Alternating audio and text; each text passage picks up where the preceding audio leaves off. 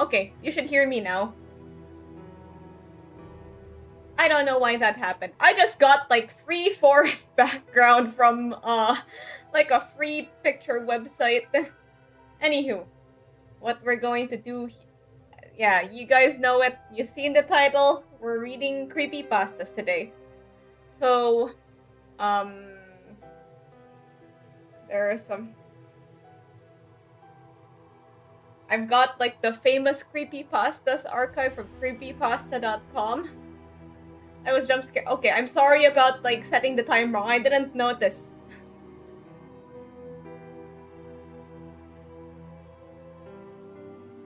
Yeah, I didn't notice. I just kind of went like, okay, I thought that it was like set to 9 p.m. as per usual. Anywho, so we're going to play. I'm gonna read some creepypasta. What creepypastas do you want to read?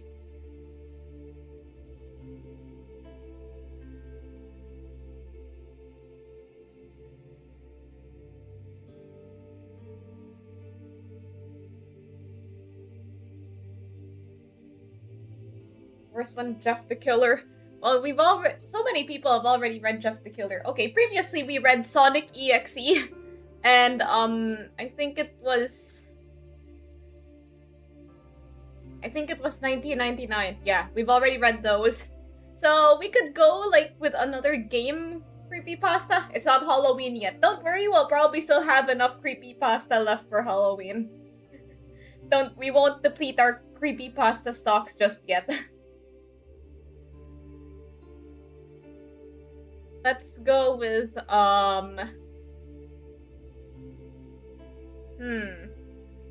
You know, let's be basic. Let's be basic. Let's read Jeff the Killer. There are different versions of Jeff the Killer.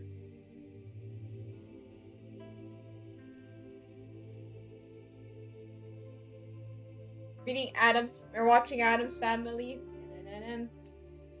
So do we read the original Jeff the Killer or do we read the good one with bleach thing? I'm guessing that's the original one. Okay. So there's like some summary of Jeff the Killer at first.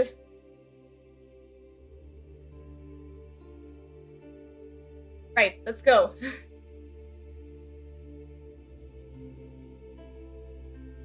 Let's start. There's a prologue here.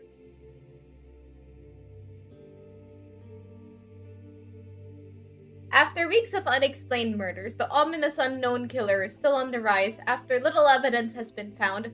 A young boy states that he survived one of the killer's attacks and bravely tells the story. I had a bad dream and I woke up in the middle of the night, says the boy. I saw that for some reason the window was open, even though I remember it being closed before I went to bed. I got up and shut it once more. Afterwards, I simply crawled under my covers and tried to get back to sleep. That's when I had a strange feeling, like somebody was watching me. I looked up and nearly jumped out of my bed. There, in a little ray of light illuminating from between my curtains, were a pair of two eyes. They weren't regular eyes, they were dark, ominous eyes. They were bordered in black and just plain out terrified me. That's when I saw his mouth. A long, horrendous smile that made every hair on my body stand up. The figure stood there, watching me. Finally, after what seemed like forever, he said it, a simple phrase, but said in a way only a madman could speak. He said, "Go to sleep." I let out a scream. That's what sent him at me. He pulled up a knife, aiming at my heart. He jumped on top of my bed. I fought him back. I kicked, I punched, I rolled around, trying to knock him off me.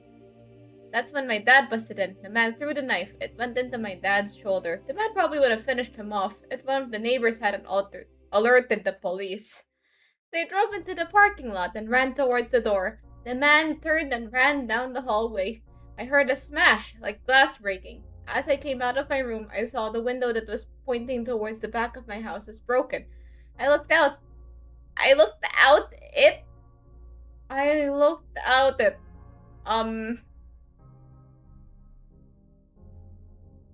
Wait, that's grammatically wrong, but like I'm not here to correct grammatical errors. I'm here to read creepypastas. Wait, I should put like something here about like what creepypasta I'm reading. Here is it. This is my karaoke set list.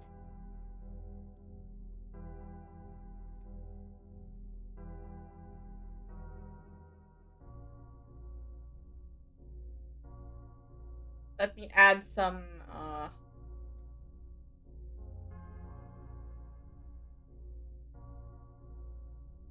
you can't see it, but like I'm trying to. Let me add an outline so that you guys can actually see it.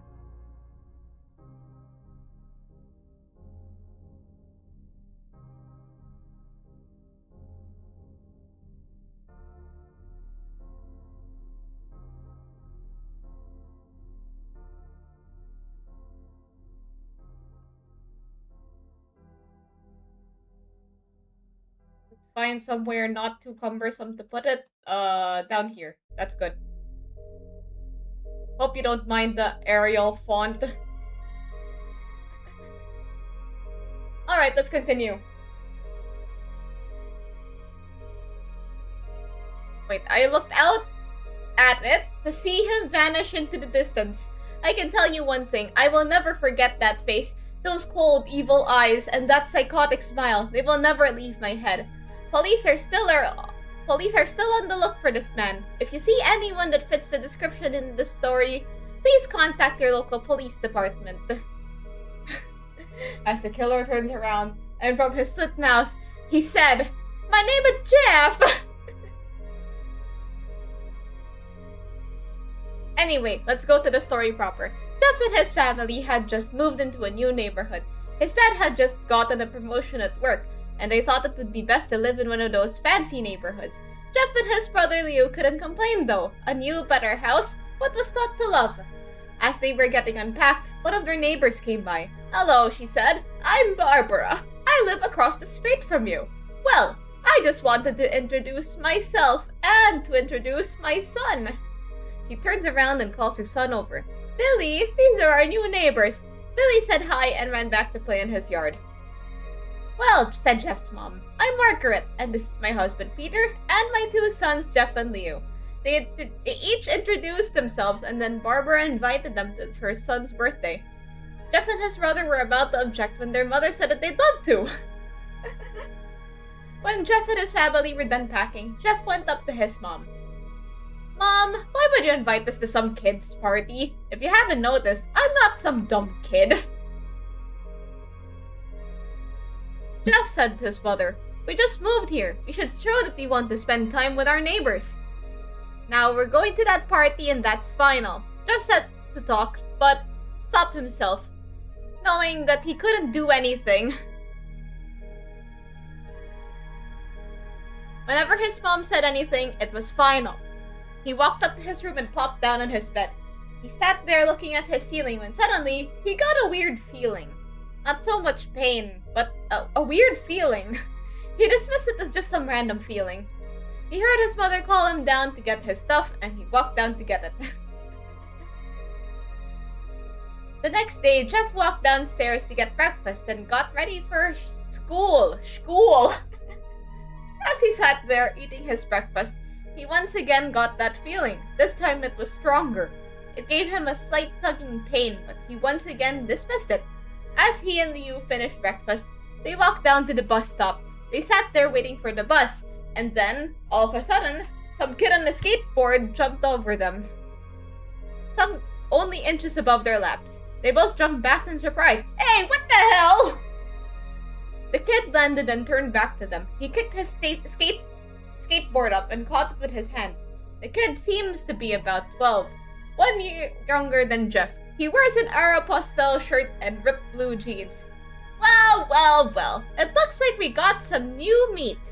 Suddenly, two other kids appeared. One was super skinny, and the other was huge. "Well, since you're new here, I'd like to introduce ourselves. Over there is Keith."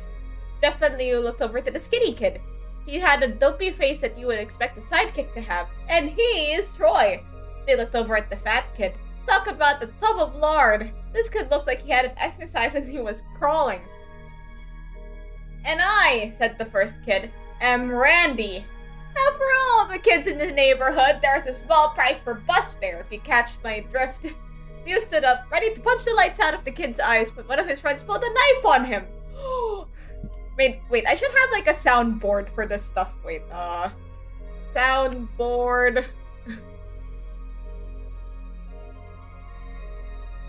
Soundboard, horror noises.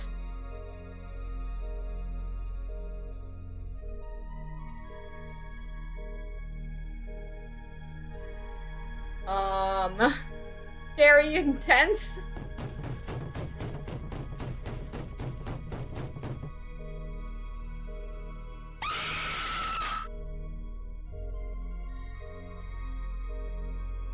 That's a scream. Creepy thunder.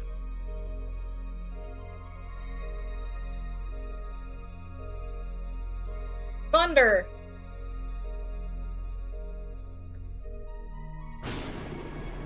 There we go.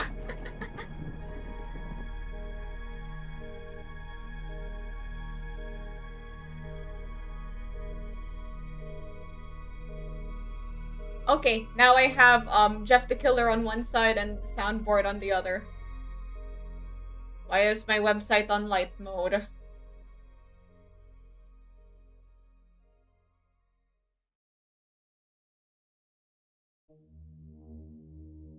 Where did it go? I lost my creepypasta. My pasta! Give me back my pasta! Okay, there we go.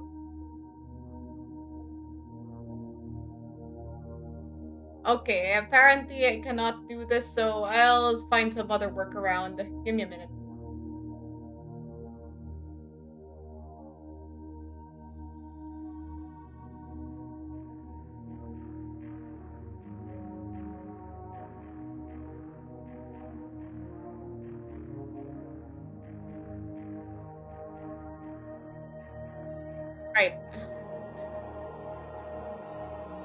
Right, let's go back. So, where were we? Jeff and his brother were getting jumped by some kids.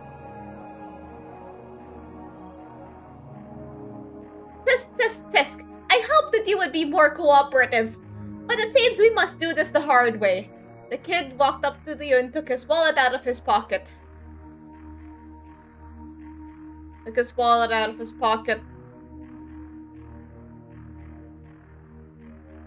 Jeff got that feeling again. Now it was truly strong, a burning sensation. He stood up, but Leo gestured him to sit down. Jeff ignored him and walked up to the kid. Listen here, you little punk. Give back my bro's wallet or else. Randy put this wallet on his pocket and pulled out his own knife.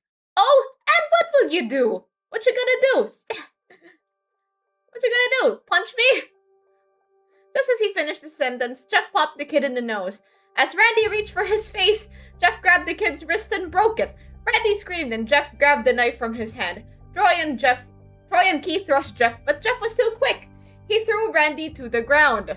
Keith lashed out at him, but Jeff ducked and stabbed him in the arm. Keith dropped his knife and fell to the ground, screaming. Does anyone actually tisk in real life? Well, it's like... I guess in real life it's more like... something like that, if you could hear it. Keith lashed out at him, but Jeff ducked and stabbed him in the arm. Keith dropped his knife and fell to the ground, screaming. Why did I say streaming? Troy rushed him too, but Jeff didn't even need the knife. He just punched Troy straight in the stomach and Troy went down. As he fell, he puked all over. Leo could do nothing but look in amazement at Jeff.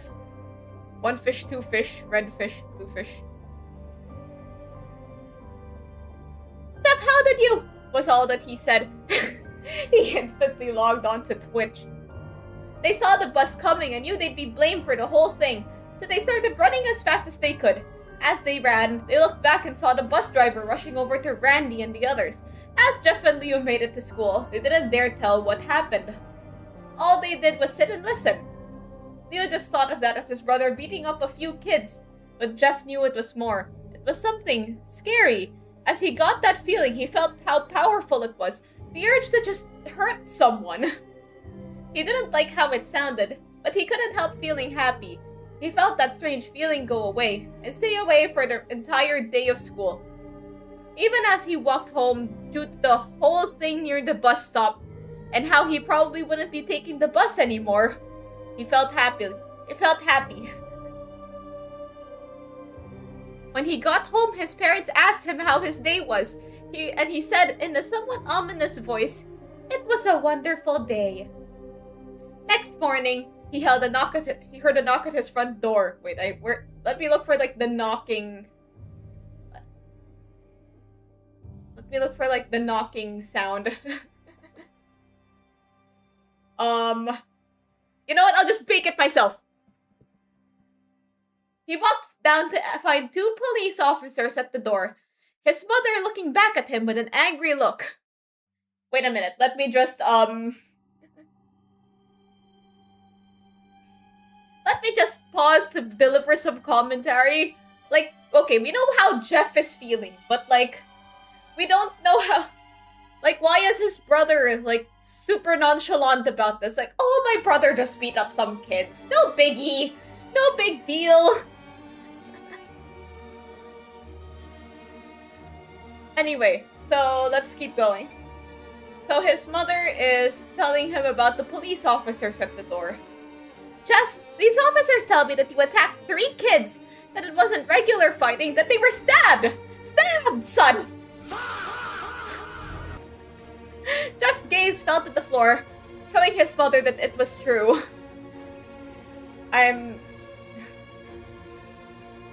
Mom, they were the ones that pulled the knives on me and Liu.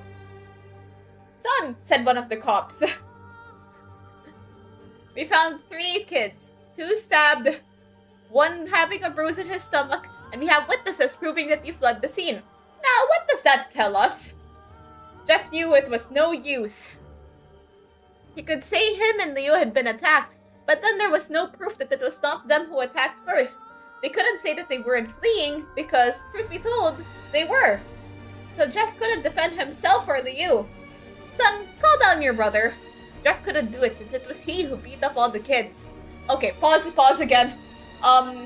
You know, now would be a very good time for, you know, some sort of signifier, like, oh, so, "Son, call down your brother," said his mom. But then it doesn't have that, and it just seems kind of awkward. "Sir, it was me! I was the one who beat up those kids. Liu tried to hold me back, but he couldn't stop me." The cop looked at his partner and they both nod. "Well, kid, looks like a year in juvie." "Wait," says Liu. They all looked up to see him holding a knife. The officers pulled their guns and locked them on Liu. "It was me. I beat up those little punks. Have the marks to prove it." He lifted up his sleeves and to reveal cuts and bruises as if he was in a struggle. "Son, just put the knife down," said the officer. Liu held up the knife and dropped it to the ground. He put his hands up and walked over to the cops. "No, Liu, it was me! I did it!" Jeff had tears running down his face. Huh, poor bro, trying to take the blame for what I did. "Well, take me away."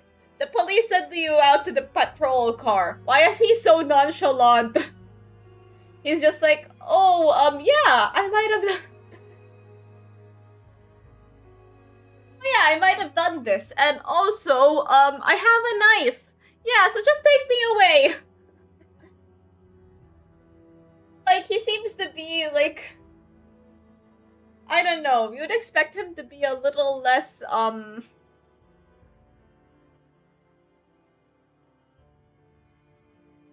less caring about this creepypasta audiobook, but it's broken up by far.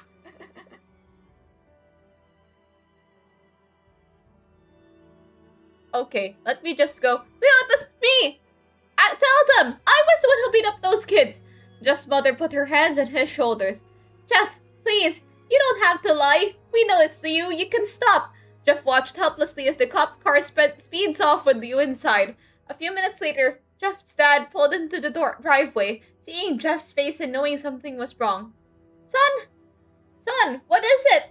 Jeff couldn't answer. His vocal cords were strained from crying. Instead, Jeff's mother walked his father inside to break the bad news to him as Jeff wept in the driveway. After an hour or so, Jeff walked back into the house, seeing that his parents were both shocked, sad, and disappointment. Wait a minute. Stop, pause.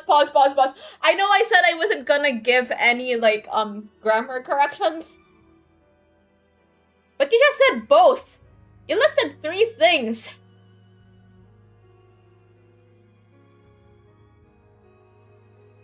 I got monkey come to my house balcony.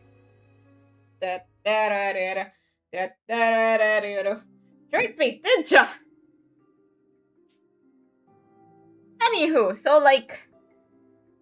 both is 2 things. You listed 3 things. And then it's his mom was way too quick to believe everything. I think, although, this was probably written by someone that was not too experienced in writing. So I'll just let all of the errors go for now. We're here to have a good spooky time, not play grammar police.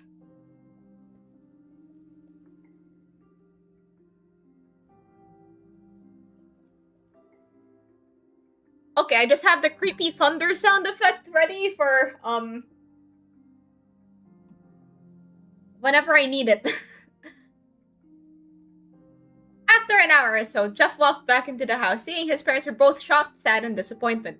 He couldn't look at them. He couldn't see how they thought of Leo and it was his fault. He just went to sleep, trying to get the whole thing off his mind. 2 days go by with no word from Leo at JDC. No friends to hang out with, nothing but sadness and guilt. That's until Saturday, when Jeff woke up with his mother with a happy, sunshiny face. Okay, you guys can't see it.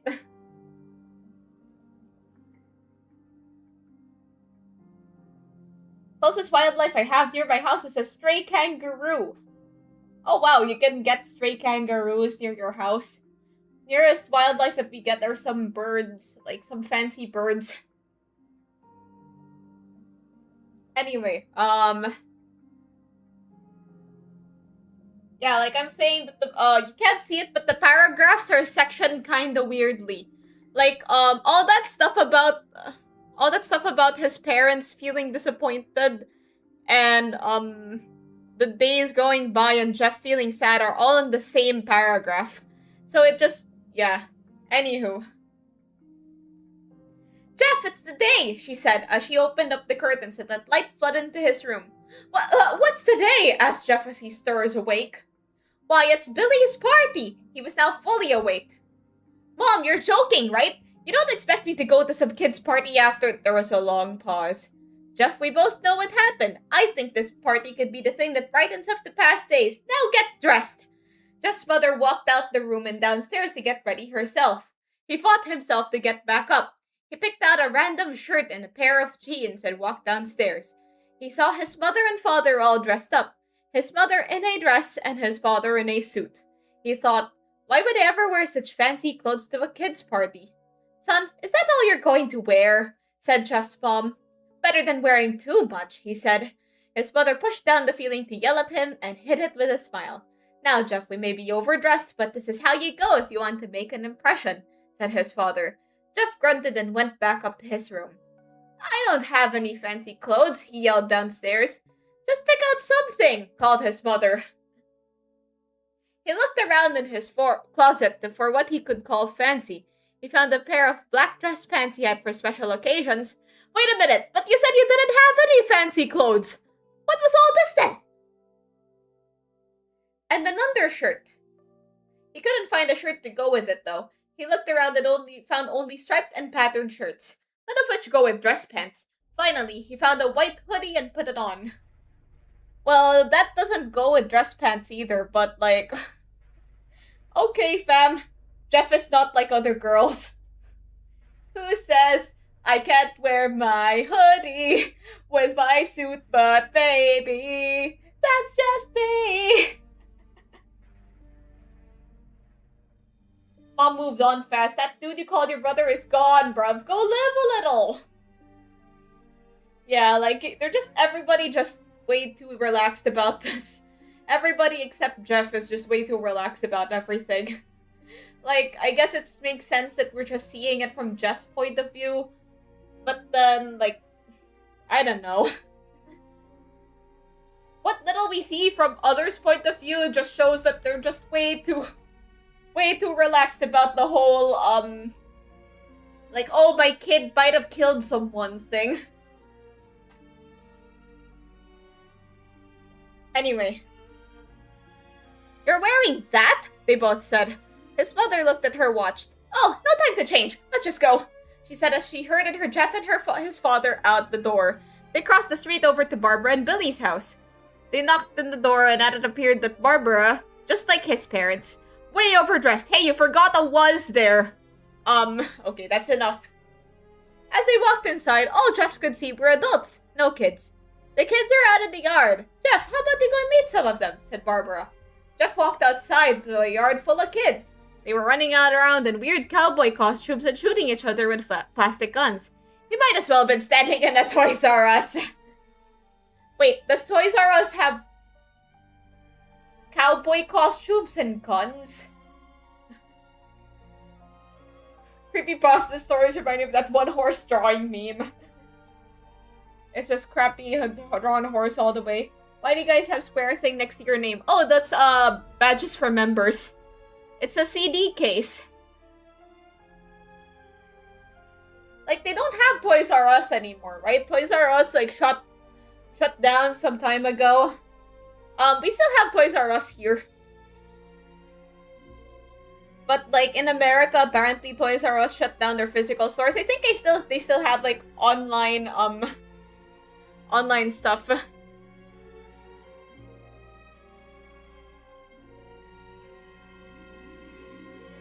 Anyway, Jeff walked outside to a yard full of kids.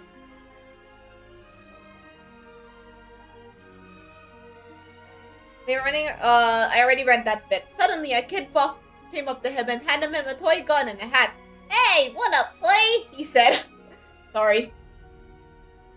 Ah, no, kid. I'm way too old for this stuff. The kid looked at him with that weird puppy dog face. Please? Am I doing this right? Let me try to do it in my model. Please? Nah, I don't have the right facilities to do this face. Fine, said Jeff. He put on the hat and started to pretend to shoot at the kids. At first he thought it was totally ridiculous, but then he started to actually have fun. It might not have been super cool, but it was the first time he had done something that took his mind off Liu. So he played with the kids for a while, until he heard a noise. A weird rolling noise. Then it hit him. Randy, Troy, and Keith all jumped over the fence on their skateboards. Wait a minute. I'm confused by the layout of this neighborhood. How are they able to, like... Wait, from where are they jumping exactly? So they're like, on their skateboards, right? So where are they? But then usually when you're at the yard, is there a street at the back of your yard? I mean, if you build your house like I do on Animal Crossing, then maybe. But, like, I was thinking, like, wouldn't that just be grass? Okay, let's keep going.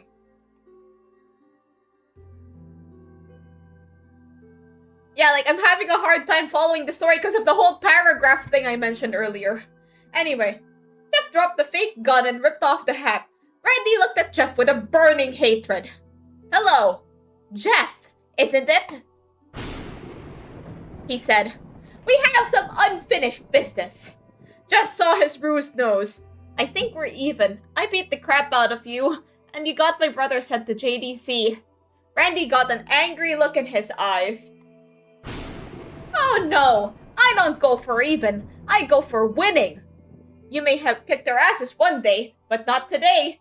As he said that, Randy rushed at Jeff. They both fell to the ground. Randy punched Jeff in the nose, and Jeff grabbed him by the ears and headbutted him. Jeff pushed Randy off of him, and both rose to their feet. Kids were screaming, and parents were running out of their house. Troy and Keith both pulled guns out of their pockets. No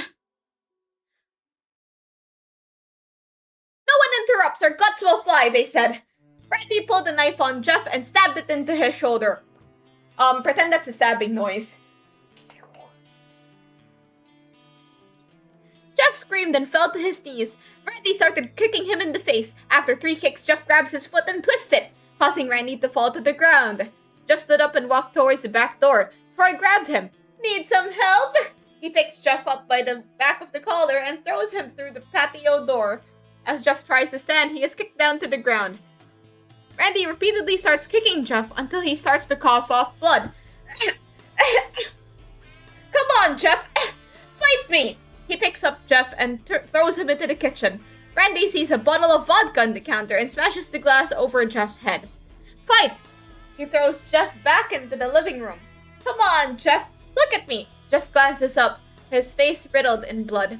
I was the one who got your brother sent to JDC! And now you're gonna sit here and let him rot in there for a whole year? You should be ashamed! Jeff starts to get up. Oh, finally! You stand up and fight! Jeff is down to his feet, blood and vodka on his face. Once again, he gets that strange feeling. The one in which he hasn't felt for a while. Finally, he's up, says Randy as he runs at Jeff. That's when it happens. Something inside Jeff snaps. His psyche is destroyed. All rational thinking is gone. All he can do is kill. He grabs Randy and drives him to the ground. He gets on top of him and punches him straight in the heart. The punch causes Randy's heart to stop. And as Randy grasps for breath, Jeff hammers down on him, punch after punch. Blood gushes from Randy's body until he takes one final breath and dies. Wait, hold on a second. Pause. Okay, first of all, let me turn down the music a bit. Pause.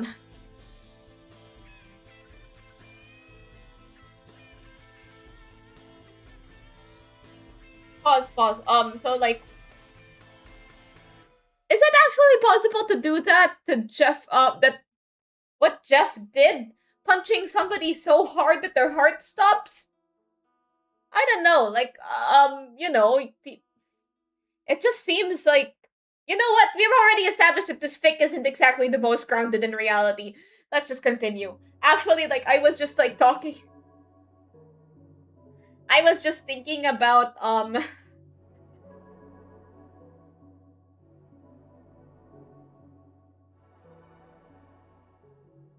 wait a minute, what was I thinking about? I thought about something, but I forgot,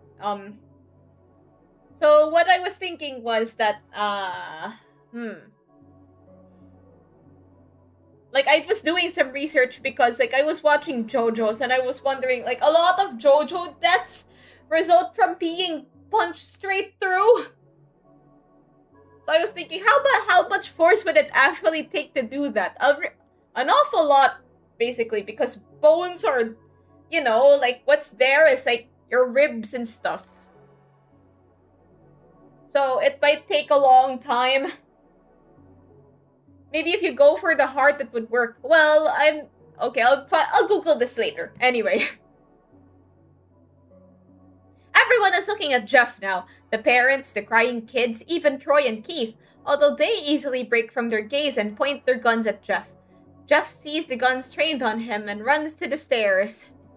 He hears Troy and Keith follow up behind. As they let out their final rounds of bullets, Jeff ducks into the bathroom. He grabs the towel rack and rips it off the wall. Troy and Keith race in, knives ready. Troy swings his knife at Jeff, who backs away and bangs the towel rack into Troy's face. Troy goes down hard and now all that's left is Keith. He's more agile than Troy though, and ducks while Jeff swings the towel rack. He dropped the knife and grabbed Jeff by the neck. He pushed him into the wall. A thing of bleach fell down on top of him from the top shelf. It burnt both of them and they both started to scream. Ah! Jeff wiped his eyes as best as he could. He pulled back the towel rack and swung it straight into Keith's head. As he lay there, bleeding to death, he let out that ominous smile. Wait, no. Yeah. Okay, that's ominous enough, I guess.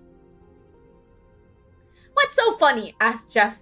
Keith pulled out the lighter and switched it on. What's funny? He said. is that you're covered in bleach and alcohol. Jeff's eyes widened as Keith threw the lighter at him. As soon as the flame made contact with him, the flames ignited the alcohol in the vodka.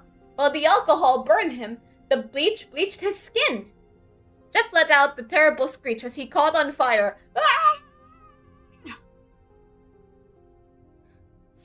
He tried to roll out the fire, but it was no use. The alcohol had made him a walking inferno. He ran down the hall and fell down the stairs. Everyone started screaming as they saw Jeff, now a man on fire, drop to the ground, nearly dead.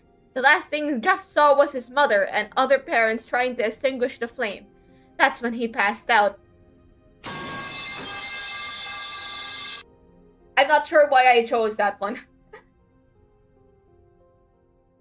When Jeff woke, he had a cast wrapped around his face. He couldn't see anything, but he felt a cast at his shoulder and stitches all over his body. He tried to stand up, but he realized there was some tube in his arm. And when he tried to get it up, a nurse rushed in. "I don't think you can get out of bed just yet," she said, as she put him back in his bed and reinserted the tube. Jeff sat there, with no vision, no idea of what his surroundings were. Finally, after hours, he heard his mother. "Get up, bruv, you're dirtying your clothes, bruv." "Honey, are you okay?" she asked. Jeff couldn't answer though. His face was covered and he was unable to speak. "Oh, honey, I have great news. After all the witnesses told the police that Randy confessed of trying to attack you, they decided to let you go." This made Jeff almost bolt up, stopping halfway, remembering the tube that came out of his arm. Remembering the tube coming out of his arm. "They'll be out by tomorrow, and then you two will be able to be together again."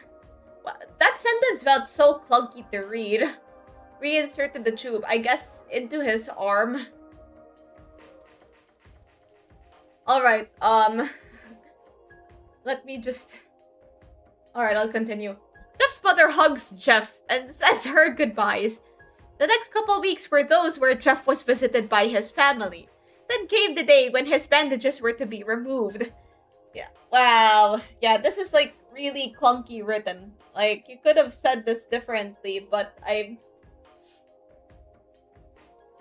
it sounds like you're trying to meet a word count in an essay. Like, it's like the poison for Cusco. The poison made specifically to kill Cusco. Cusco's poison.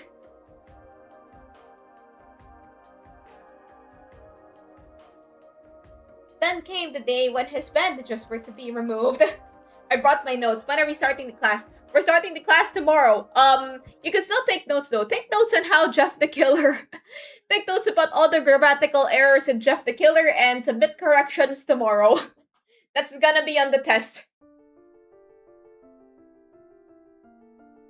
His family members were all there to see it, what he would look like. As the doctors unwrapped the bandages from Jeff's face, everyone was on the edge of their seats. They waited until the last bandage holding the cover on his face was almost removed. "Let's hope for the best," said the doctor. He quickly pulls the cloth, letting the rest fall from Jeff's face. Jeff's mother screams at the sight of his face. Leo and Jeff's dad stare awestruck at his face. What happened to my face?" Jeff said. He rushed out of bed and ran to the bathroom. He looked in the mirror and saw the cause of distress. His face. It's horrible! His lips were burned to a deep shade of red. His face was turned into a pure white color, and his hair singed from brown to black. He slowly put his hand to his face. It had a sort of leathery feel to it now. He looked back at his family, then back at the mirror. "Jeff," said Liu, "it's not that bad." "Not that bad," said Jeff. "It's perfect!" His family was equally surprised. Jeff started laughing uncontrollably. His parents noticed that his left eye and hand were twitching. "Jeff," said Liu, "it's not that... Jeff? Are you okay?" "Okay? I never felt more happy." "Look at me! This face goes perfectly with me." He couldn't stop laughing. He stroked his face, feeling it. Looking at it in the mirror. What caused this? Well, you may be wondering, when Jeff was fighting Randy, something in his mind, his sanity, snapped. Now he was left as a crazy killing machine. That is, his parents didn't know. Doctor, said Jeff's mom, is my son alright? You know, in the head. What a story, Mark. You can say that again. Oh yes, this behavior is typical for patients that have been taken very large amounts of painkillers. Heh, killers, get it? If his behavior doesn't change in a few weeks, bring him back here and we'll give him a psychological test. Oh, thank you, doctor. Jeff's mother went over to Jeff. Jeff, sweetie, it's time to go. Jeff looks away from the mirror, his face still formed into a crazy smile. Hey, mommy! His mother took him by the shoulder and took him to get his clothes. This is what came in, said the lady at the desk. Jeff's mom looked down to see the black dress pants and white hoodie her son wore. Now they were clean of blood and now stitched together. His mother led him to his room and made him put his clothes on. But they left, not knowing that this was their final day of life.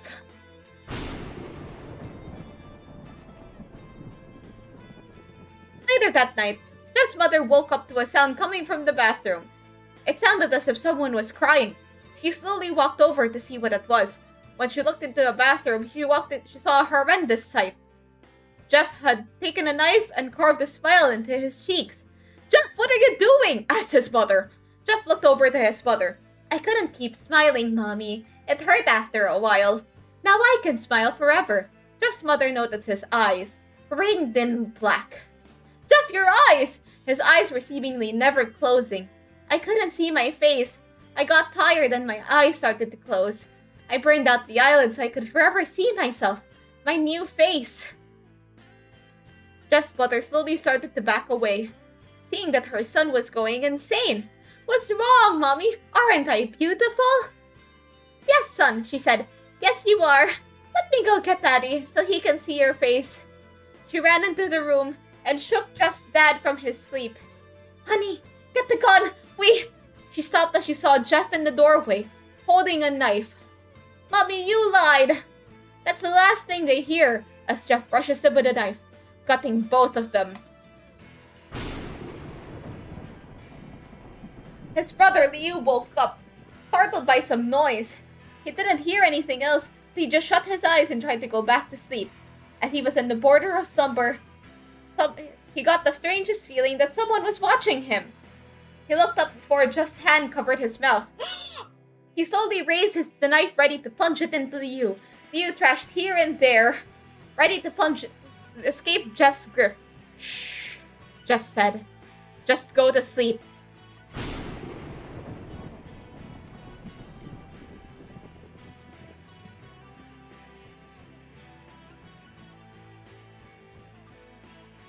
Anyway, alright, that's the end of the story. The rest of this article is just like explanations and stuff about, I like how her first thought was, let me get the gun with a psychological problem. He said it, he said the line. Yep, that's Jeff the Killer. Actually, I was thinking about, like, this whole time, this might be a weird line of thinking, but, like, I was thinking about how it would be kind of easy to make a VTuber model of Jeff because he doesn't close his eyes. So you wouldn't need to rig the whole blinking thing. Anywho, so let's look for another creepypasta to read. But first, I'm going to take a break. So for some reason, all this reading has made me dizzy. Like, I'm starting to feel a bit lightheaded. I'm not sure why. Like, all I'm doing is sitting here and reading stuff. So, let me just take a chill break. So, what did you guys think about this story? What did you think about Jeff the Killer? Did you like it? Did you not like it?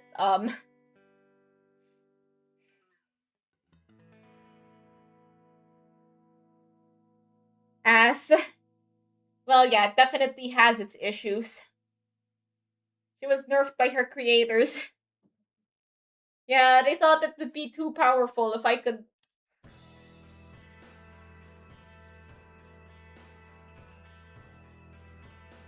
It's an essay due tomorrow story. Yep. Never liked it. Creepypasta! Woo! Anywho, so I finally have a use for this glowing thing on my model. I didn't think that I would ever use it, so I'm happy to finally have some use for it right now. Anyway, so today let's continue this journey through creepypasta world. That's a new creepypasta in the making. When I read reading Jeff the Killer, I started feeling a presence. My review, absolute dog shit. Well, yeah, there is a reboot available. We might read it sometime. Also a sequel, Jeff the Killer, Scars of Corruption.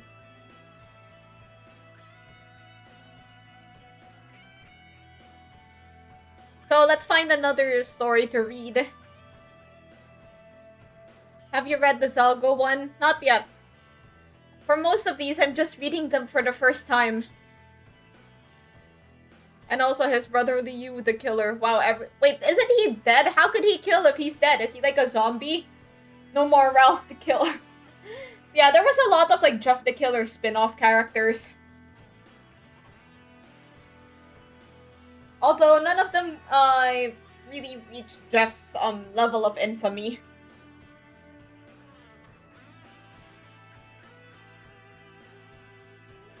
Leo survives in some versions. So are those versions canon?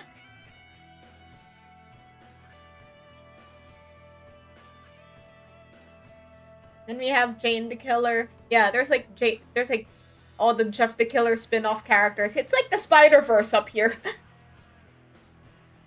Alright, let's pick something to read. Where's the... Someone mentioned the Russian sleep experiment. So, I think that would be an interesting read. Although it seems quite long. Let me try to find it. Okay, here it is.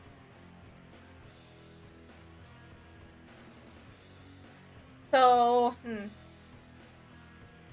well, let me just take a short break for a moment. Is Jane the Killer, Jane the Kill, like Jeff the Killer, Jeff the Kills? Actually, speaking of, like, all the creepypasta characters, like, they're apparently, like, their own fandom. The thumbnail that I have for this stream, wait a minute.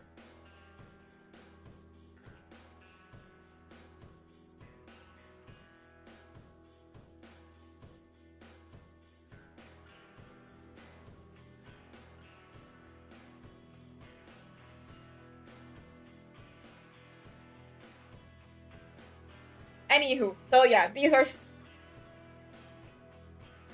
Who's that in the far right? Wait, I think that's supposed to be, I don't know who this is. This is the first time I'm seeing him. Like, I know that's Slender Man, that's, I don't know who that is either. That's Eyeless Jack, that's Sonic EXE. And this is Smile Dog. The one covering me is Jeff the Killer. The one being covered by me is Jeff the Killer. So, yeah, let's... Alright, that's the Chitobi. Okay, let's continue. Actually, I want to, take a short break. I want to make some hot chocolate, you know, so I can enjoy this cold, rainy night. And you guys can also go get some drinks. Like Tiki, because he has ticks. Oh, I thought he was like Italian or something. Yeah, have a hydration break. Like the Brits have tea, the French have wine, I have hot chocolate. So you can just talk a little about your favorite creepypastas. I shall return soon.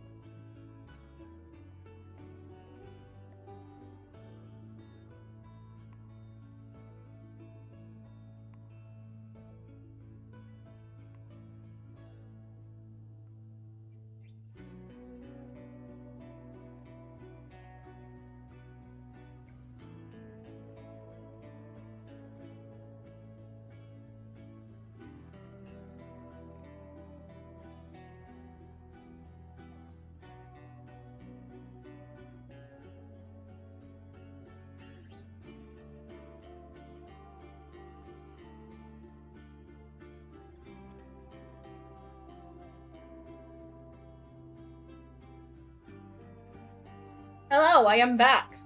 I've gotten my drink. I've fixed. Let me just be gone the bot. Hello, I have returned. So we're going to start reading again.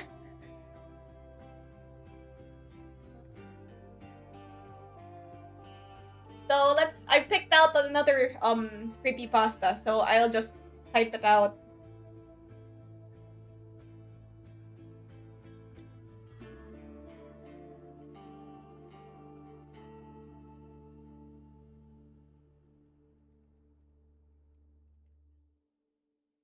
Alright, we're gonna be reading the Russian sleep experiment. Estimated reading time, 12 minutes. Oh, wow, that's nice. It's a short one. Like, I spent an hour on Jeff the Killer. I can't believe it. Like, maybe I'm just especially slow. Anywho. Okay, the story starts here. Russian researchers in the late 1940s kept 5 people awake for 15 days using an experimental gas-based stimulant. Wait, no. Using an experimental gas-based stimulant. Okay, that order of adjectives sort of confused me a bit.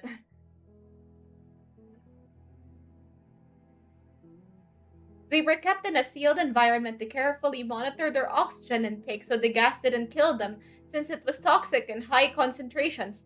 This was before closed circuit cameras, so they had only microphones and 5-inch thick glass porthole sized windows into the chamber to monitor them. The chamber was stocked with books, cots to sleep on, but no bedding. Wait a minute. If they were supposed to not sleep, then why did they put beds? Anyway, let's continue. Running water and toilet, and enough dried food to last all 5 for over a month. The test subjects were political prisoners deemed enemies of the state during World War II. Everything was fine after the first 5 days. The subjects hardly complained, having been promised falsely that they would be freed if they submitted to the test and did not sleep for 30 days. Their conversations and activities were monitored, and it was noted that they continued to talk about increasingly traumatic incidents in their past, and in the general tone of their conversations took a darker aspect after the 4-day mark. After 5 days, they started to complain about the circumstances and events that led them to where they were and started to demonstrate severe paranoia. They stopped talking to each other and began alternately whispering to the microphones and one-way mirrored portholes. They all seemed to think they could win the trust of the experimenters by turning over their comrades, the other subjects, in captivity with them. At first, the researchers suspected this was an effect of the gas itself. After 9 days, first of them started screaming. Ah! Wait, I think I have like a scream. I think I have like a scream here. Okay. Let's try that again. After 9 days, the first of them started screaming. He ran the length of the chamber, repeatedly yelling at the top of his lungs for 3 hours straight. He continued attempting to scream, but was only able to produce occasional squeaks. The researchers postulated that he had physically torn his vocal cords. The most surprising thing about his behavior is how the other captives reacted to it, or rather, didn't react to it. They continued whispering to the microphones until the sound of the second of the captives started to scream. The 2 non-screaming captives took the books apart, smeared page after page with their own feces. What? And pasted them calmly over the glass portholes. The screaming promptly stopped. Huh. So did the whispering into the microphones. After 3 more days passed, the researchers checked the microphones hourly to make sure they were working, since they thought it impossible that no sound could be coming with 5 people inside. The oxygen consumption in the chamber indicated that all 5 must still be alive. In fact, it was the amount of oxygen 5 people would consume at the very level of strenuous exercise. On the morning of the 14th day, the researchers did something they said they would not do to get a reaction from the captives. They used the intercom inside the chamber, hoping to provoke any response from the captives who they were afraid were either dead or vegetables. Oh no! God forbid that they turn into cucumbers. if they were when they were afraid of them becoming vegetables, did they mean like Pickle Rick style? They announced, hold on, where's my cup? We are opening the chamber to test the microphones. Step away from the door and lie flat on the floor or you will be shot. Compliance will earn one of you your immediate freedom. No, they became potatoes. To their surprise, they heard a single phrase in the calm voice response. We no longer want to be freed. Debate broke out among the researchers and the military forces funding the research. Unable to provoke any more response using the intercom, it was finally decided to open the chamber at midnight on the 15th day. The chamber was flushed of the stimulant gas and filled with fresh air, and immediately voices from the microphones began to object. 3 different voices began begging, as if pleading for the life of loved ones, to turn the gas back on. The chamber was opened, and soldiers were sent in to retrieve the test subjects. They began to scream louder than ever, and so did the soldiers when they saw what was inside. 4 of the 5 subjects were still alive, although no one could rightly call the state that any of them in life. Huh? Okay, there's a bit of a grammatical error here. Although no one could rightly call the state that any of them were in life. Michael, do live EV here. Wait, let me just look at these, sound effects.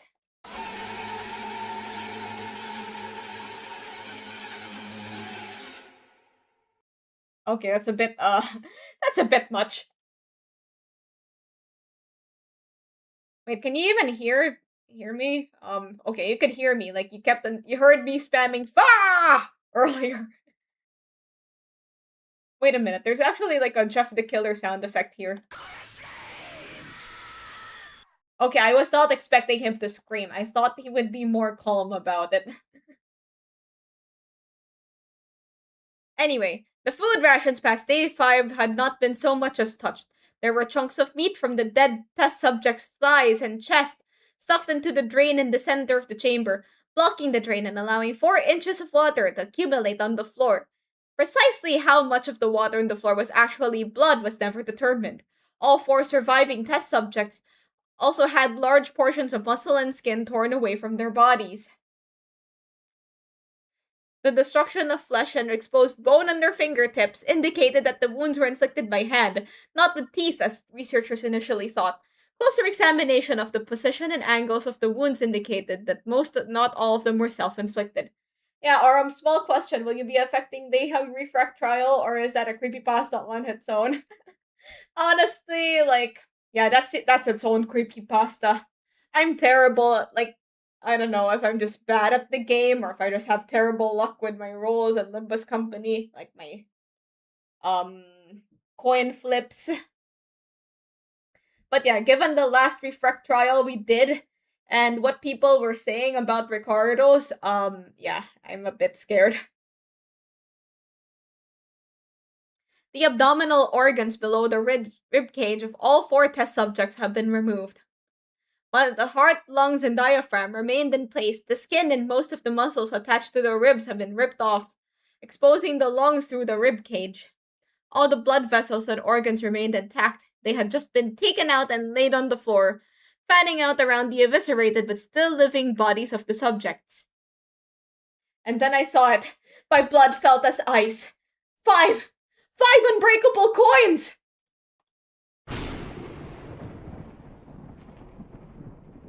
And all of them flipped heads.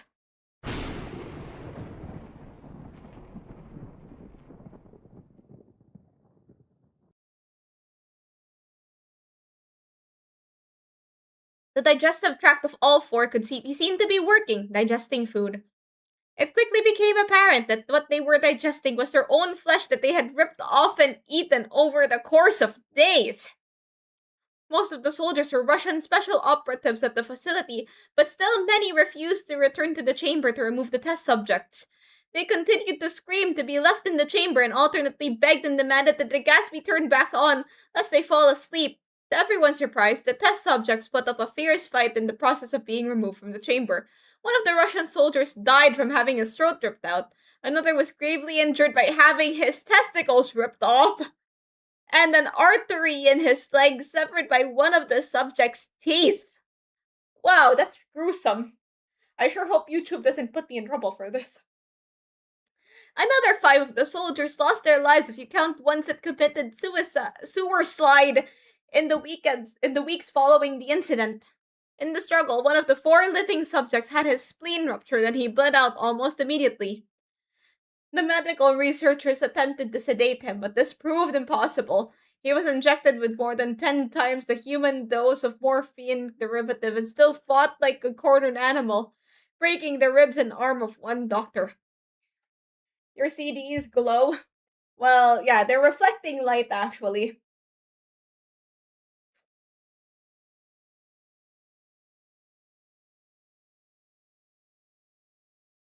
When heart was seen to beat for a full 2 minutes after he had bled out to the point there was more air in his vascular system than blood. That sentence I think is grammatically incorrect, but let's keep going. It looks very cool. Thank you, thank you. I actually spent a long time like adjusting this glowy thing, and I didn't even know when I was going to use it. Well, I guess now we know when I'm going to use it.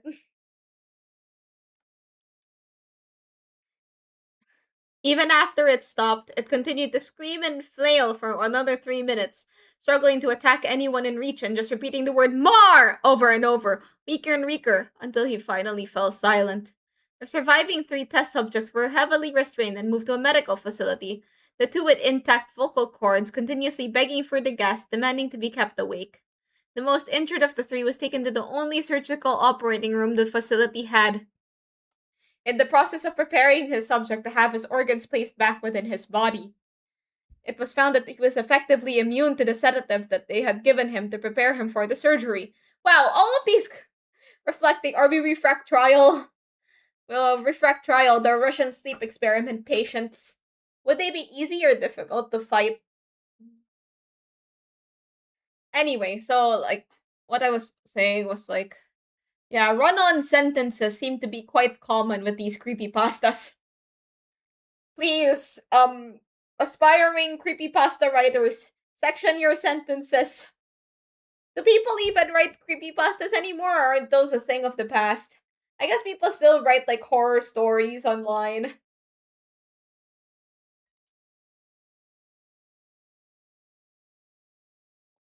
Like now they're trying to keep it in 2 sentences, like the 2 second horror, like the 2 sentence horror subreddit. Who's aspiring to be a creepypasta writer in 2026? Well, okay, so the Backrooms got a movie adaptation and a bunch of other like creepypasta adjacent stuff. I think are also getting movie adaptations. So when the internet was just as mysterious still. So somebody might want to make the next viral sensation, like the Backrooms. Why don't we write our own creepypasta and submit it to you for reading? Backrooms movie is just Persona 4 reference. Why don't we so for the suggestion of writing your own creepypasta, yeah, sure, you can post it in YouTube community.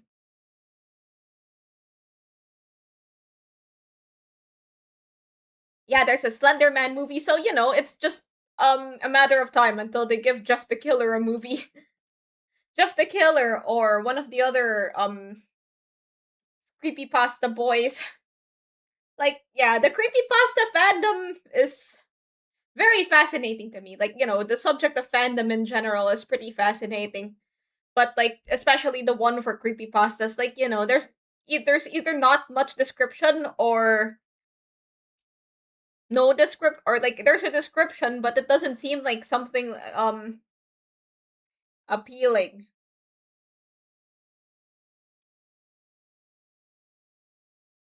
At least not in the way that the creepypasta people depict. Although I did see like I saw a lot of like animation memes of the creepypasta guys. Creepypasta animation memes. Yeah, there's so many of them. Like people have made like fandoms out of this. I found them because um okay, I'm going to make a very embarrassing confession. I had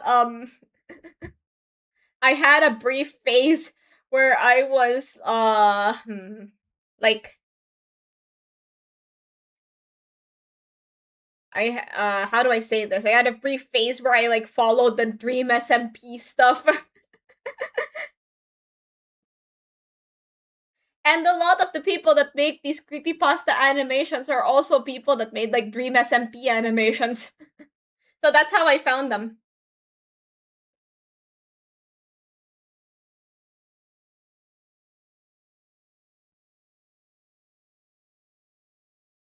We can write the Sony creepypasta about disc. And then the DVD logo! It didn't hit the corner of the screen! That's spooky. Anyway, let's continue. He fought furiously against his restraints when the anesthetic gas was brought out to put him under. He managed to tear most of the way through a 4-inch wide letter strapped on one wrist, even though the weight of a 200-pound soldier was holding that wrist as well. It took only a little more anesthetic than normal to put him under, and the instant his eyelids fluttered and closed, his heart stopped. In the autopsy of the test subject that died on the operating table, it was found that his blood had tripled the normal level of oxygen. Huh? His muscles that were still attached to his skeleton were badly torn, and he had broken 9 bones and struggled to not be subdued. Most of them were from the force his own muscles had exerted on them.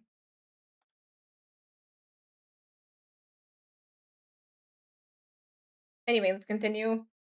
I think my music has been turned off for a while now. Oh well, it's a bit better without music.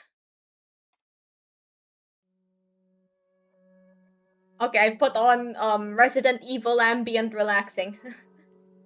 The second survivor had been the first of the group of 5 to start screaming. His vocal cords destroyed, he was unable to beg or object to surgery, and he only reacted by shaking his head violently in disapproval when the anesthetic gas was brought near him. He shook his head yes when someone suggested reluctantly they try the surgery without anesthetic. Wait, he shook his head yes? You mean he nodded his head yes? Maybe they mean like nodding is a kind of shake. Yes, we're reading the Russian sleep experiment.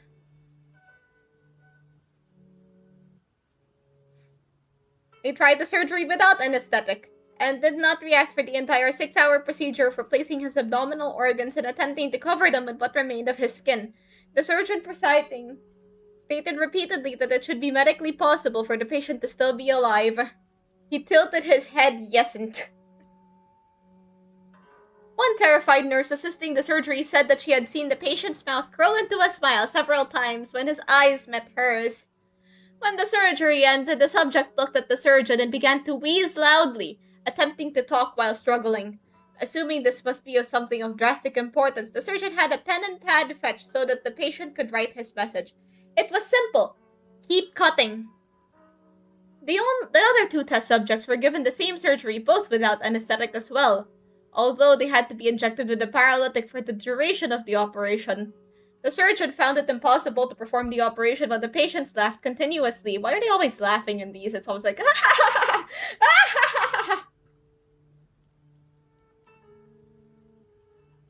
look like the precious boy in Lord of the Rings. Ah, yes. Gollum the precious boy. That's kind of funny.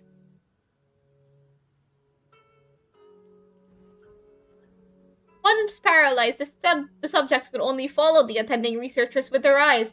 The paralytic cleared their system in an abnormally short period of time, and they were soon trying to escape their bonds. The moment they could speak, they were again asking for the stimulant gas. The researchers tried asking why they had injured themselves, why they had ripped out their own guts, and why they wanted to be given the gas again. Only one response was given: I must remain awake. All 3 subjects' restraints were reinforced, and they were placed back into the chamber awaiting determination as to what should be done with them. The researchers, facing the wrath of their military benefactors for having failed the stated goals of their project, considered euthanizing the surviving subjects. The commanding officer, a former KGB agent, instead saw potential and wanted to see what would happen if they were put back on the gas.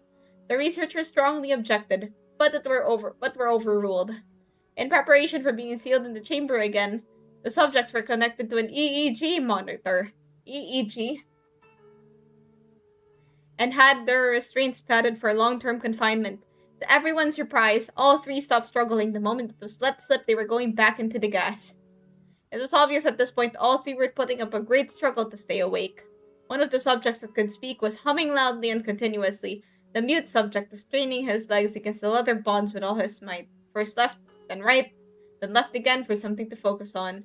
The remaining subject was holding his head off his pillow and blinking rapidly. Having been one of the first to be wired for EEG, most of the researchers were monitoring his brainwaves in surprise. They were normal most of the time, but sometimes flatlined inexplicably. It looked as if he were repeatedly suffering from brain death before returning to normal.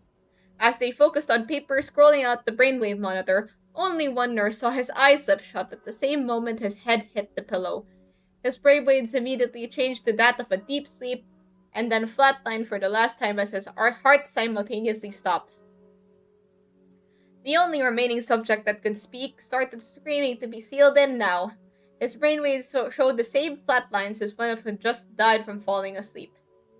The commander gave the order to seal the chamber with both subjects inside, as well as 3 researchers. One of the named 3 immediately drew his gun and shot the commander point blank between his eyes, then turned the gun on the mute subject and blew his brains out as well.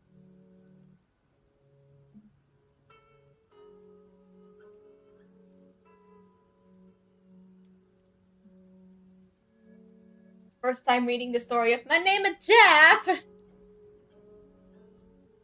He pointed his gun at the remaining subject, still restrained to a bed as the remaining members of the medical and research team fled the room. I won't be locked in here with these things! Not with you! He strapped at the man strapped to the table. What are you? He demanded. I must know! The subject smiled. Have you forgotten so easily? The subject asked. We are you. We are the madness that lurks within you all, begging to be free at every moment in your deepest animal mind. We are what you hide from in your beds every night. We are what you sedate into silence and paralysis when you go to the nocturnal haven where we cannot tread. The researcher paused. They aimed at the subject's heart and fired. The EEG flatlined and the subject weakly choked out. So, nearly free. And that's the end of the Russian sleep experiment. Yeah, that's a pretty short read. Like, Jeff the Killer took us nearly an hour, and this one took us slightly less.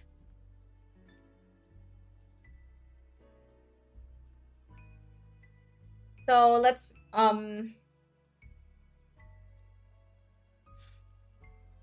look for more creepypastas to read. Here's our break.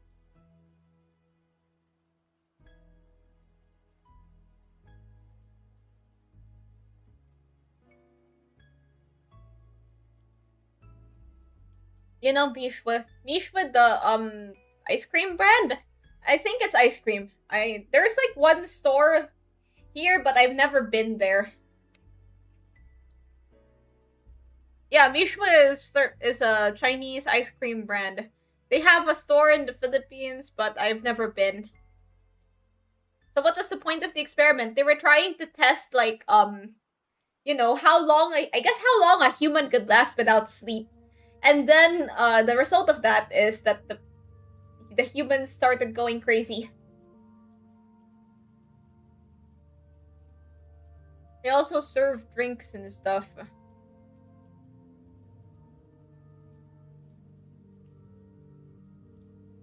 Anywho, let's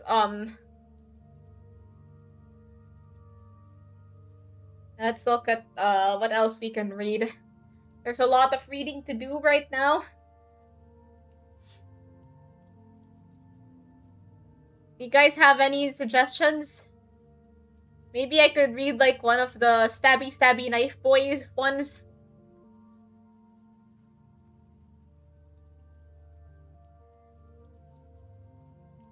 Zalgo. Oh, Zalgo. That's a classic.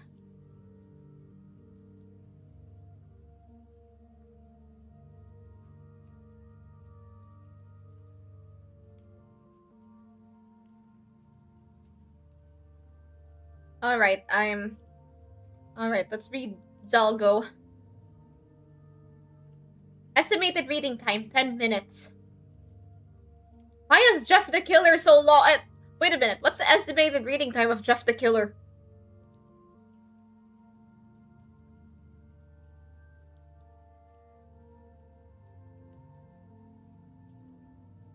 Estimated reading time, 23 minutes. That was way more than 23 minutes.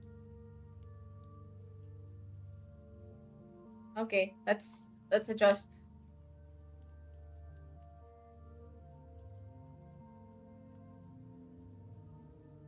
When we run out of creepypastas, then we could read, like, something else. Well, we're not gonna run out of creepypastas. I won't allow it. We need more creepypastas for, Halloween. For spooky month. Oh yeah, have you guys noticed, like, my bangs? Have you guys noticed my bangs shaking?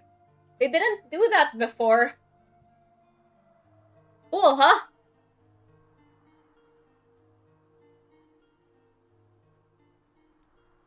They didn't accept the person to spam the sound effect "Fah!" every minute the disc is bright. Yeah, they reflect the light. Like, imagine that there's a light pointed at me, like how there's a light in the campfire. Wait, let me change the color of the light, because I had the light change to blue. Hold on. I shall return from the VTuber world. I'm gonna change the color of the light from blue to yellow because yellow is more campfire accurate. Anyway, so while I am trying to fix my live 2D,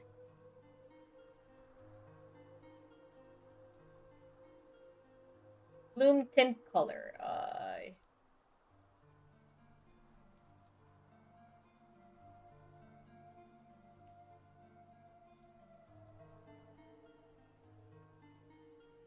Okay, there we go. There we go. The light is yellow now, so it looks more like I'm in front of a campfire telling you a spooky story. The creepypastas are so spooky that even my bangs are shivering their timbers. Okay, let's read Zalgo. Wait, yeah, I'm gonna start reading. Forgive the length of this message. This is the first and possibly last time I'll have access to a computer.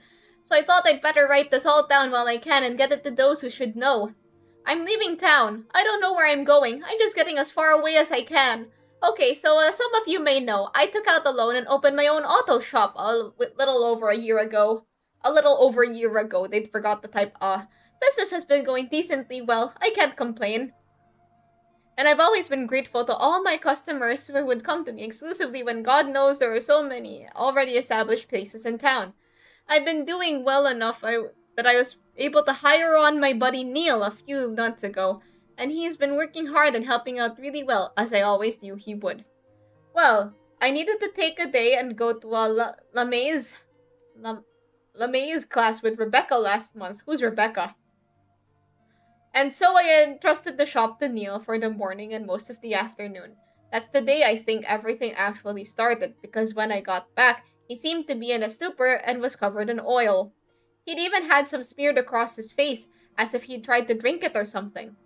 I told him to go home and clean himself up because we had no clients at the moment and I could take care of anyone who came in for the time being.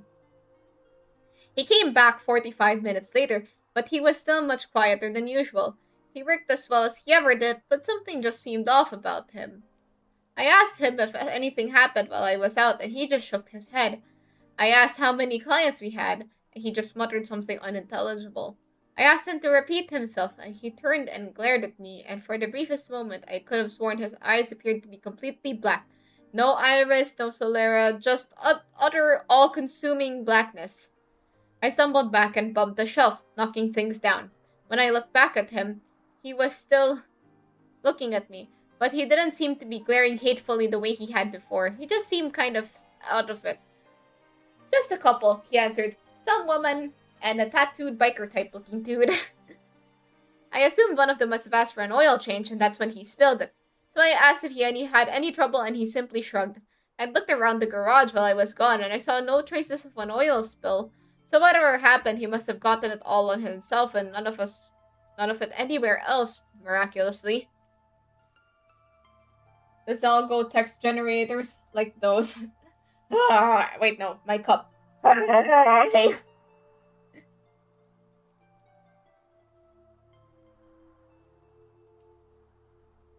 had looked around the garage while he was gone. Okay, no, I already read that bit. But he seemed reluctant to talk about it, so I didn't press the issue, and we worked on throughout the day. That day and the next were relatively normal, other than him still being awkward and quiet. I asked him if he'd like to go out and get us lunch while I tended the shop, and he said sure. When he came back, I was busy doing a diagnostic for a client, so he put the food on the counter in the office to wait for me, and he went ahead and ate. I finished up with that customer. We have to keep her car overnight. Oh my gosh, like, are we just going through detail the workings of this automobile shop? When are the scary things gonna start happening? Like, I don't know. This is giving, you guys know the movie Birdemic? Oh my god, I'm bald! No! Anyway, so now that I'm bald and my bald head is blinding your vision, you guys know the movie Birdemic? Like, in the movie, there's like a whole segment where the guy just goes and gets gas for his car and then does a bunch of stuff before the birds actually appear. Like, he's driving, and then he gets gas for his car, and then he gets, like, gas for... And then he, like, goes to work, and then he talks about installing solar panels in his house, and then he meets this girl, and then they meet up later, and then, like, I don't know, the birds attack sometime after that. Have you heard of Attack of the Tomatoes? No, I have not. I used to not like tomatoes, though. When he came back, I was busy doing a diagnostic for a client, so he put the food on the counter in the office to wait for me, and he went ahead and ate. I finished up with that customer. We had to keep her car overnight to figure out why it kept dying on her, so I asked Neil to give her a ride home, and then I went to grab my food. He had brought me some Chinese food and an iced tea, so I opened the soy sauce packet to pour some over my food when I noticed the strangest thing. It was as if the soy sauce was a living thing somehow, spreading out like dozens of squirming, inky black maggots when it fell into the fried rice and burying itself inside. I took the fork and started to scoop out the rice to look deeper inside, and small smoky tendrils would rise from the rice occasionally and dissipate. I was incredibly hungry at that point, but I was way too creeped out to eat that. So I chucked it and the iced tea in the garbage and decided I'd just wait till I got home that evening to eat something I'd prepared with my own hands. I'd never in my life seen anything remotely like that, and I couldn't even fathom how I would ask Neil if he'd noticed anything similar. As cold and distant as he'd been lately, I'm sure he would look at me like I was Looney Tunes, so I just shut up about it. That Friday, we went down to the old watering hole as we do to get some drinks and watch the local bands play, and Neil was just as quiet and distant as he had been all week. He's not a bad-looking fellow, though, and so despite him not really going out of his way to speak to everyone, a woman went over to where he was sitting and started talking to him, and they ended up leaving together that night.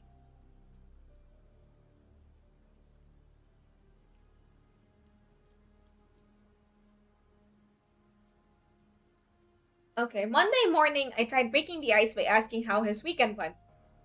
He gave me a nod and muttered, "All right."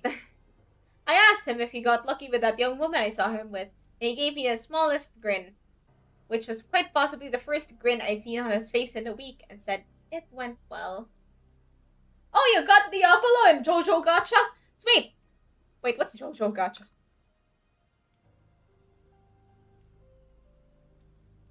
Diavolo, I like Diavolo. He's one of my favorites. Why? I don't know. I mean, like, honestly, I don't really enjoy him as a villain. He's, like, not...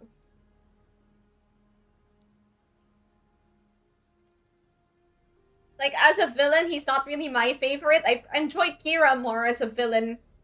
But, honestly, most of the reason why... Most of my like for Diavolo has something to do with,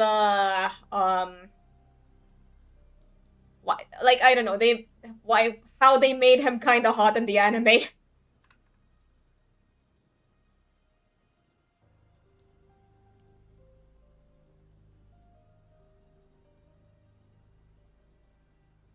Oh, they have the localization names, fucking Emperor Crimson.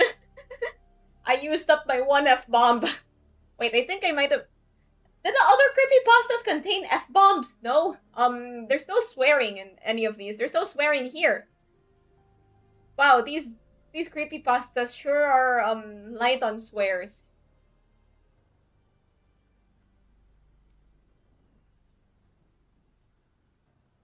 Although, like, I will say about Diavolo, what is that outfit? Like, I think...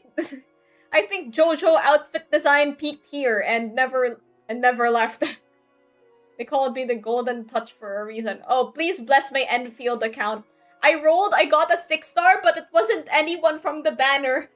I got like, I'll post him later.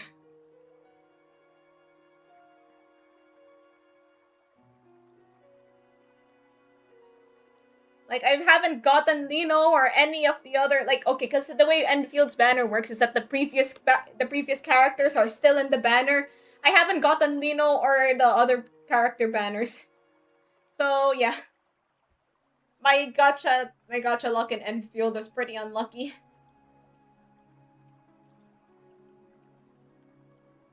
Anywho, let's continue. I didn't pressure him for details. I knew he'd share if he chose to, and his small grin was enough to assuage my worries and lend me some hope that he might get back to his old self soon. The day was relatively busy up until about 3 p.m., so I finally had a spare moment to sit in the office and listen to the radio while I waited on the next client. Oh, the radio! This is ancient! Got the idol girl in my first bowl. Ah, so lucky. Yeah, like, the true creepypasta here are my Enfield rolls. And then I rolled. I rolled a 6-star. And then I looked up, and it was an off banner! Anywho, let's continue. So there I was. Barbecue sauce on my titties! Sorry, I got fun.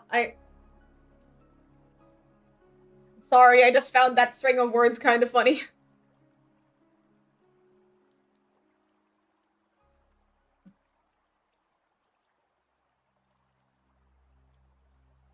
So there I was, leaning back in my chair with my feet propped up on my desk when I swirled around and looked at the bulletin board that sits behind my head with all manner of clippings stuck to it. I had a few Sunday comic strips such as Garfield and Calvin and Hobbes that I'd read maybe 100 times since I'd opened shop there, but that day something was different. The first panel seemed normal, but in each subsequent panel, inky black tendrils crept out from the edges of the frame and from behind the characters.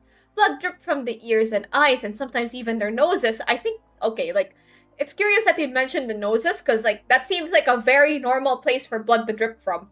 Like, it's normal for people to get nosebleeds, but not, like, for your ears or eyes to bleed, for example. So I find it strange that they'd mention, like, oh, even the noses. Well, yeah, noses do that sometimes. Sometimes even their noses, and each strips one of the characters would say, "He comes!" I sat staring in astonishment for a moment before I realized the tendrils were moving ever so slowly. And then each of the characters' heads turned ever so slowly towards me, and I threw myself back away from the bulletin board, sliding over my desk and onto the floor. I ran out into the garage and yelled for Neil. I couldn't be the only one to see this. To my surprise, he had gone. And so I hesitantly walked back to the office and peered inside. The comics were still corrupted, but they no longer appeared to be moving. I crept over to it and reached out to pluck one of the comics free when I noticed the inky black tendril started to sweep across the page towards where my fingers were, at least 3 times as fast as they'd moved before, and I jerked my hand away. Nothing good could possibly come from letting that blot of ink touch my skin. Okay, let me just pause. Like, okay, regarding the line that says 3 times as fast, like, I think I already covered this in the Sonic EXE reading, but exact numbers, Please don't put exact numbers in your story. Don't try to get all technical with me. You're writing a story, not a thesis paper. I don't know, it's just a personal pet peeve. Like, in this, it was especially bad in Sonic EXE, where it was like detailing the exact amount of time that everything was taken. Like, 1 minute later, I went down the green hills and stuff, and then after a minute after that, I saw tails, and then yeah. Sorry, I just remembered that. Of course, I ripped the entire bulletin board down, burned it in a tin trash can out back, and never spoke of it again. That night I went home and my wife was already in bed, fast asleep. My mind was racing and I couldn't even bring myself to eat dinner that night. With no one to vent my worries to, I fell into a restless sleep and kept awaking to nightmare after nightmare seemingly every hour of the night until I just gave up on sleep entirely. That Friday I went to the bar again, even though my wife couldn't drink, being pregnant and all. Wow, that's took a long time to explain this one. And Neil wasn't really fun to hang out with anymore, and none of my other friends could seem to be reached. I just needed to get a good buzz and I'd start feeling better, I reckoned. After downing a couple beers, I excused myself to the restroom, when I noticed I was more inebriated than I'd estimated. Exactly 3 minutes and 25 seconds later, my noodles were ready. Or were they? Dun dun dun. I leaned over to the sink to slash some water on my face, and that's when I heard it. Like a sheet of fabric being dragged across the floor, a voice rasped ever so slightly out of the drain. It sounded like a prolonged exhale for the longest time until I finally recognized words hidden amongst all those vowels. He comes! Wait, no. He comes! This cup is carrying this whole creepypasta reading. Cracks appeared in the porcelain, sneaking out from the ring around the drain. At least they looked like cracks at first, but after a few seconds I recognized them as the same tendrils of corruption I'd seen in the comics earlier that week, snaking their way slowly along. I stumbled backwards out the bathroom door and into someone's chest.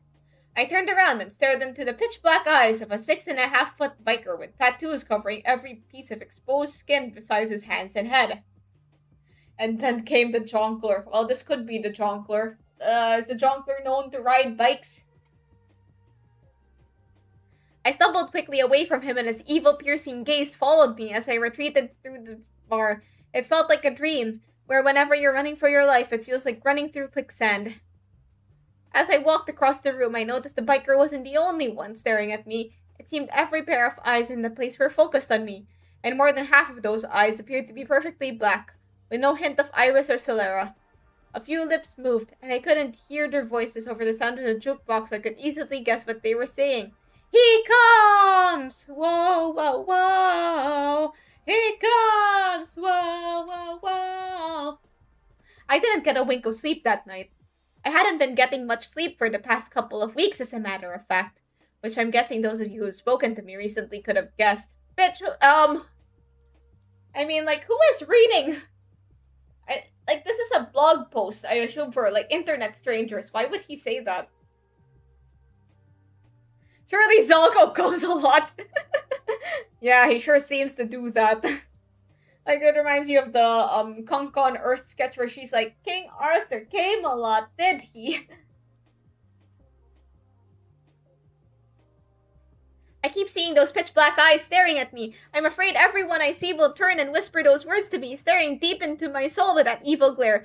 Every time I go into a sink or go grab a bite to eat, I'm afraid I'll see those inky, snaking tendrils squiggling towards me. Even my wife has seemed cold and distant lately. Then tonight, as I'm driving home from work, struggling to keep my eyes open so I don't drift into the oncoming traffic, my cell phone rang and it was Rebecca. She was on her way to the hospital to have our baby, and for the first time in 2 weeks, I was actually happy. She was in a labor room, strapped to a monitor when I got there, watching for her contractions. Contractions, not contraptions. She barely noticed when I walked in, but didn't seem startled when I sat down beside her and took her hand in mine. I tried talking to her, but she was unresponsive, and I was so tired I didn't even realize I had started to drift off to sleep until the nurses came in and started moving her to the delivering room about an hour later. I put on my scrubs and a hairnet and went in with her to hold her coach and coach her like they trained us in La Maze, when she started cursing and screaming. What the heck is lamaze? Lamaz?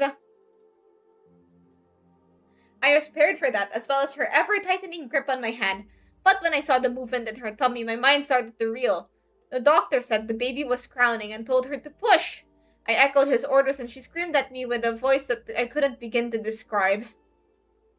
When I looked down at her, she was staring up at me with those same eyes I'd seen on the biker. The same eyes I thought I'd seen on Neil weeks before. I tried to jerk my hand away, but she maintained her grip. Black tar-like blood splashed the front of the doctor's scrubs, but he seemed to pay no mind. When I looked at her tummy again, black veins seemed to stand out beneath her skin, pulsating. She continued to stare at me, and she was no longer screaming, just grinning, those obsidian eyes boring into me. To invoke the Nesperidian hive mind of chaos, she breathed in a raspy voice. He who waits behind the wall, the doctor continued as he stared down at the child. My child, lying silently, cradled in his blood-stained hands. He looked up and raised the baby, and it appeared to be covered in oozing inky black liquid, much like that had covered Neil a couple weeks prior. It did not cry out, but it was alive, and it moved when he had it up. When its eyes opened, they were as black as my wife's, as black as the doctor's. In unison, they all breathed his name. Zalko! I ripped my hand free of my wife's iron grip and stumbled out of the room, barreling into the nurses passing in the corridor just outside. When I looked up and looked back into the room, I could see the inky black tendrils seeming to extend from the doctor and my newborn across the floor to where I stood.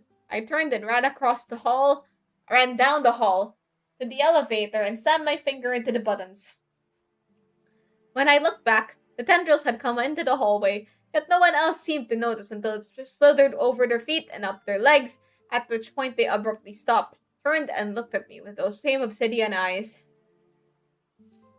That's how my wife birthed Satan. It's giving I don't know, like in Twilight when Bella's having a baby and then there's a lot of suspense over it and it's like, it's terrible.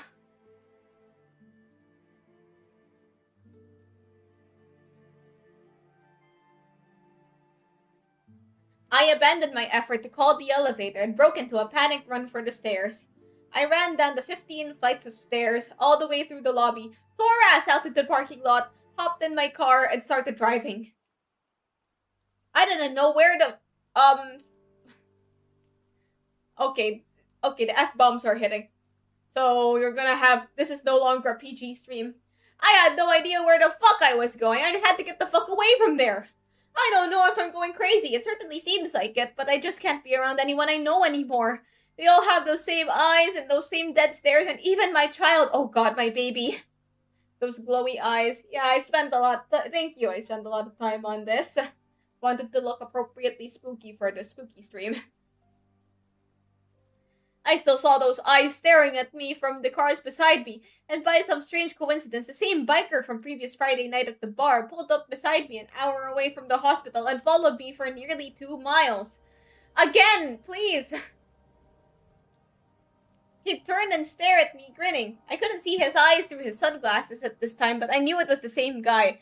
His tattoos seemed to move of their own free will. The flaming skull on his right bicep began bleeding from its eye sockets.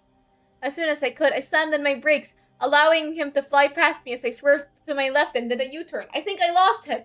That was about an hour ago. I'm at a motel 3 hours out of town, the first place that I found that has Wi-Fi, and I'm tired and I'm shaking and my hand itches where my wife's nail scratched me open. Wait, what? Did she do that? Oh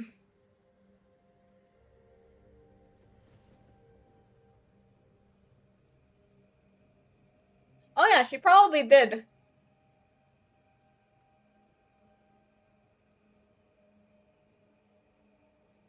I honestly don't.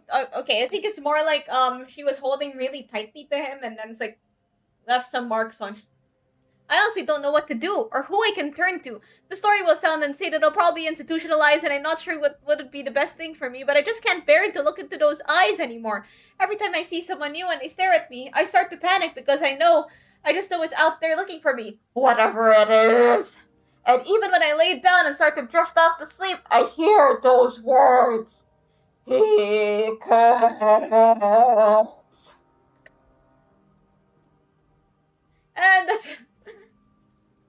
And that's the end of the creepypasta. I'm gonna have to upgrade my voice. I'm just using this cup. Like, bro was seeing, like, I don't even know how he had the time to make this blog post.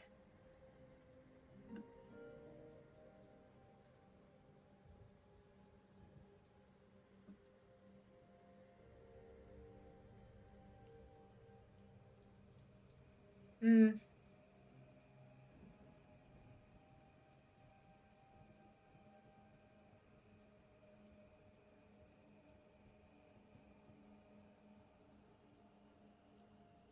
Priorities of a Twitter user. Bro was making it at midnight for sure. Anyway, so, like, I mean, there's like a... Anyway, let's look for more stories. So, I think we have time for one more.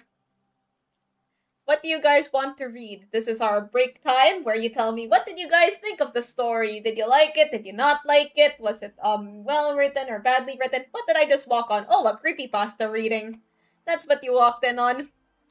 I just finished reading Zalgo. I last read Jeff the Killer and Russian Sleep Experiment. Maybe we can read like one of the video game based ones. Actually, like one of the more obscure ones that I've read was Hetalia episode 23.5. I don't like there's this fake screenshot in Hetalia. Have you done Thunder last stream? No. I've only read again last stream it's like Sonic EXE and 1999. I am in the mood for a video game themed one. So let's look for a video game one. I haven't read Ben Drowned yet. So we could read Ben Drowned.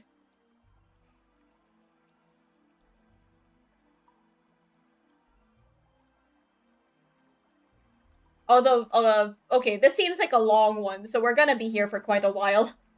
Hero Brine. Okay, so Hero Brine or Ben Drowned? What about the Tiki-Taki guy? Oh wow, that's a... Okay, we clearly have enough material for more creepypastas.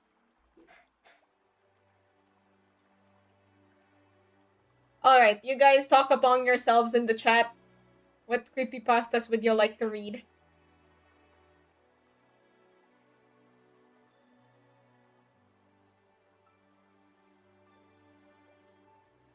And then suddenly, it turns out the VTuber I was watching wasn't actually a VTuber, but instead, a ghost!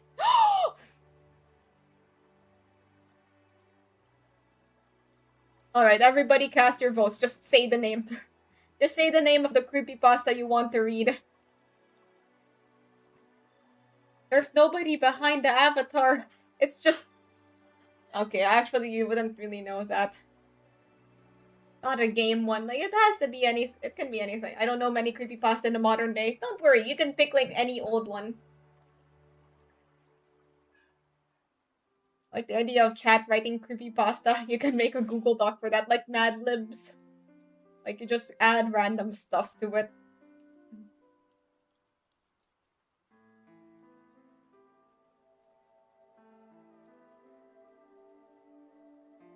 Then browned. Okay,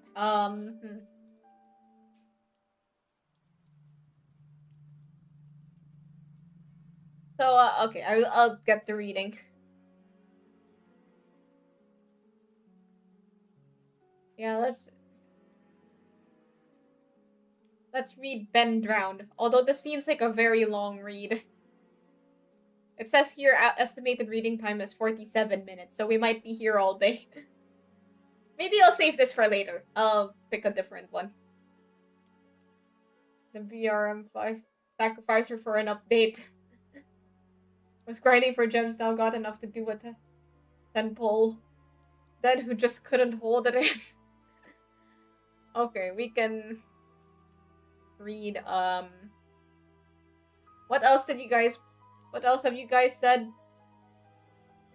Oh yeah, somebody mentioned Tichi Toby, so we could read that, I guess. I already read Then Who Was Phone.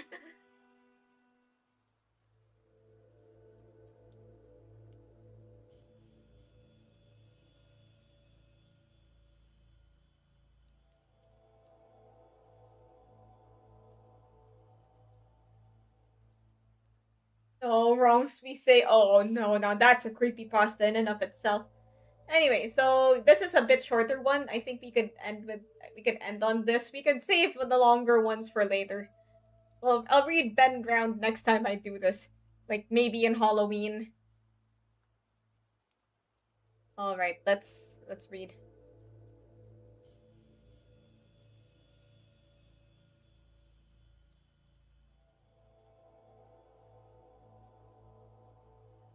The long road home seemed to go on and on. The road continued to stretch in front of the vehicle endlessly.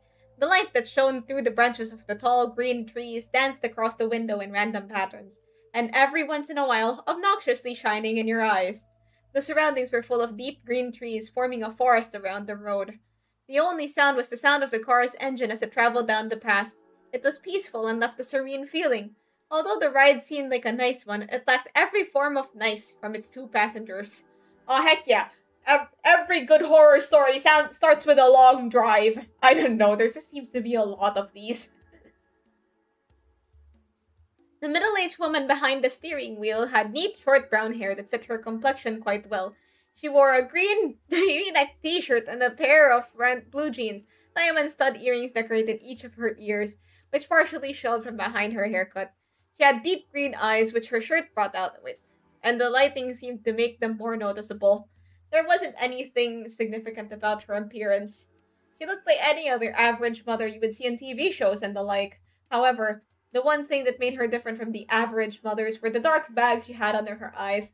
Her facial expression was gloomy and sad, although she genuinely looked like someone who smiled a lot.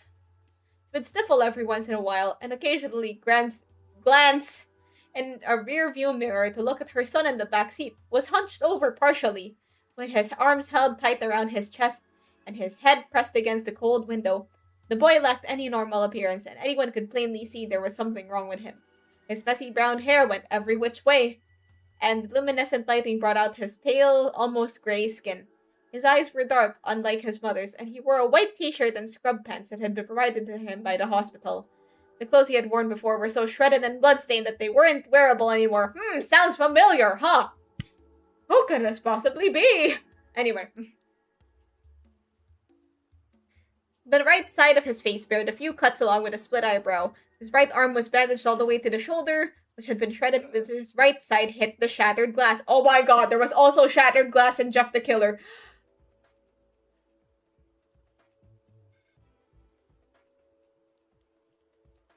His injuries appeared to be painful, when in reality he couldn't feel anything. This was just one of the glories of being him. One of the challenges he had to face while growing up was growing up with a rare disease that caused him to be completely numb towards pain. Never before had he felt himself get hurt. He could have lost his arm and felt nothing. The other major disorder he had faced, which was the one that deemed him many insulting nicknames in the short time he attended grade school before he switched to homeschooling, was Tourette's syndrome, which caused him to tick and twitch in ways he couldn't control. He would crack his neck uncontrollably and twitch every once in a while. The kids would tease him and call him Tiki Toby, and they mocked him with exaggerated twitching and laughing. It got so bad he had to turn to homeschooling. It was too hard for him to be in a common learning environment with seemingly every kid poking or more like stabbing fun at him. Actually, that's a pretty interesting sentence. Like, they're stabbing fun at me. Like, guys, like, chat keeps on stabbing fun at me, guys. They stab fun at me for the way I say the word GIF. Anyway, let's continue. Toby stared blank. I'm just gonna take a break and say that they've misspelled the word stared. They wrote starred instead of stared.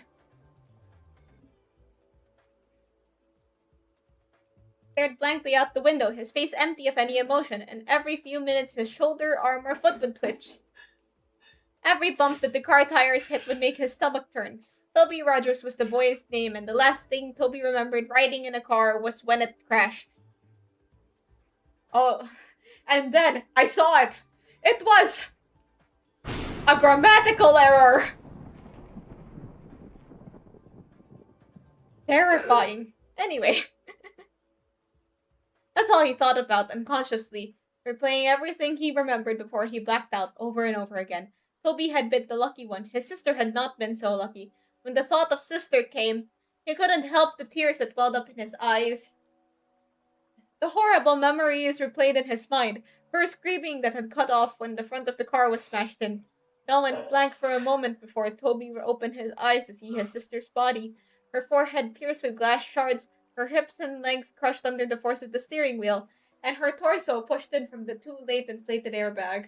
That was the last thing he had seen of his dear older sister. The road home continued, for what seemed like forever.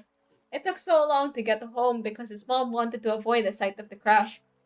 When the surroundings gave way to a familiar neighborhood, they were both more than ready to get out of the car and step back in their own room. It was like their own home. Sorry, misread. It was an older neighborhood with quaint little houses, all next to each other. The car drove in front of a blue house with white window panes. They both quickly noticed the old vehicle and the familiar figure that stood in the driveway. Toby felt automatic anger and frustration take over him at the sight of his father who wasn't there. His mother pulled up the car on the highway beside him before turning off the engine and preparing to step out and face her husband. Why is he here? Toby said quietly as he looked back at his mother who reached to open the car door.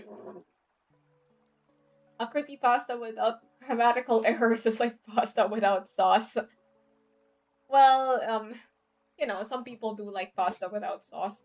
For a long time, that's all I could eat until I discovered that there were other kinds of sauce that actually tasted good.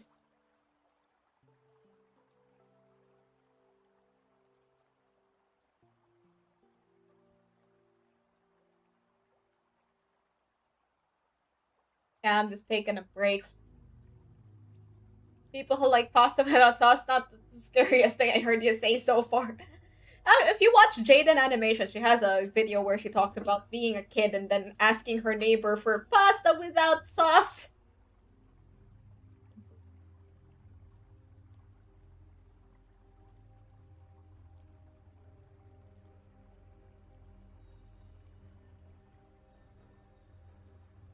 What is my luck? Dude, roll on my Enfield account. I need it. I haven't gotten the banner operator yet.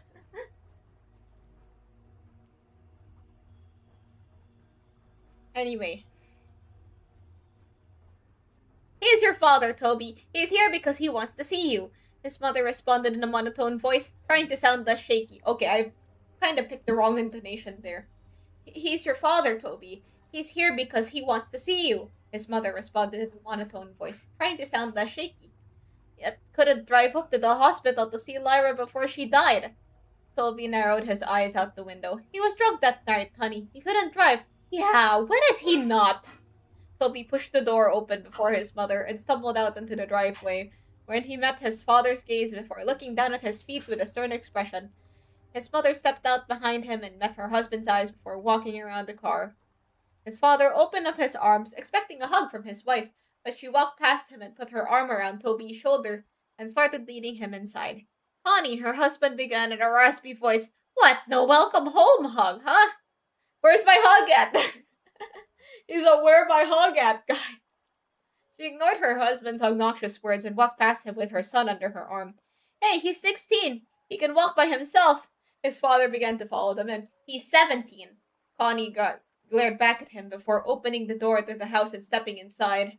Toby, why don't we get you in your room to rest, okay? I'll come get you when dinner is ready. No, I'm 16. I can walk by myself. Wait a minute, is he 16 or 17? Like you said, mom corrected him, he's 16, and then, mom corrected him when dad said he was 16.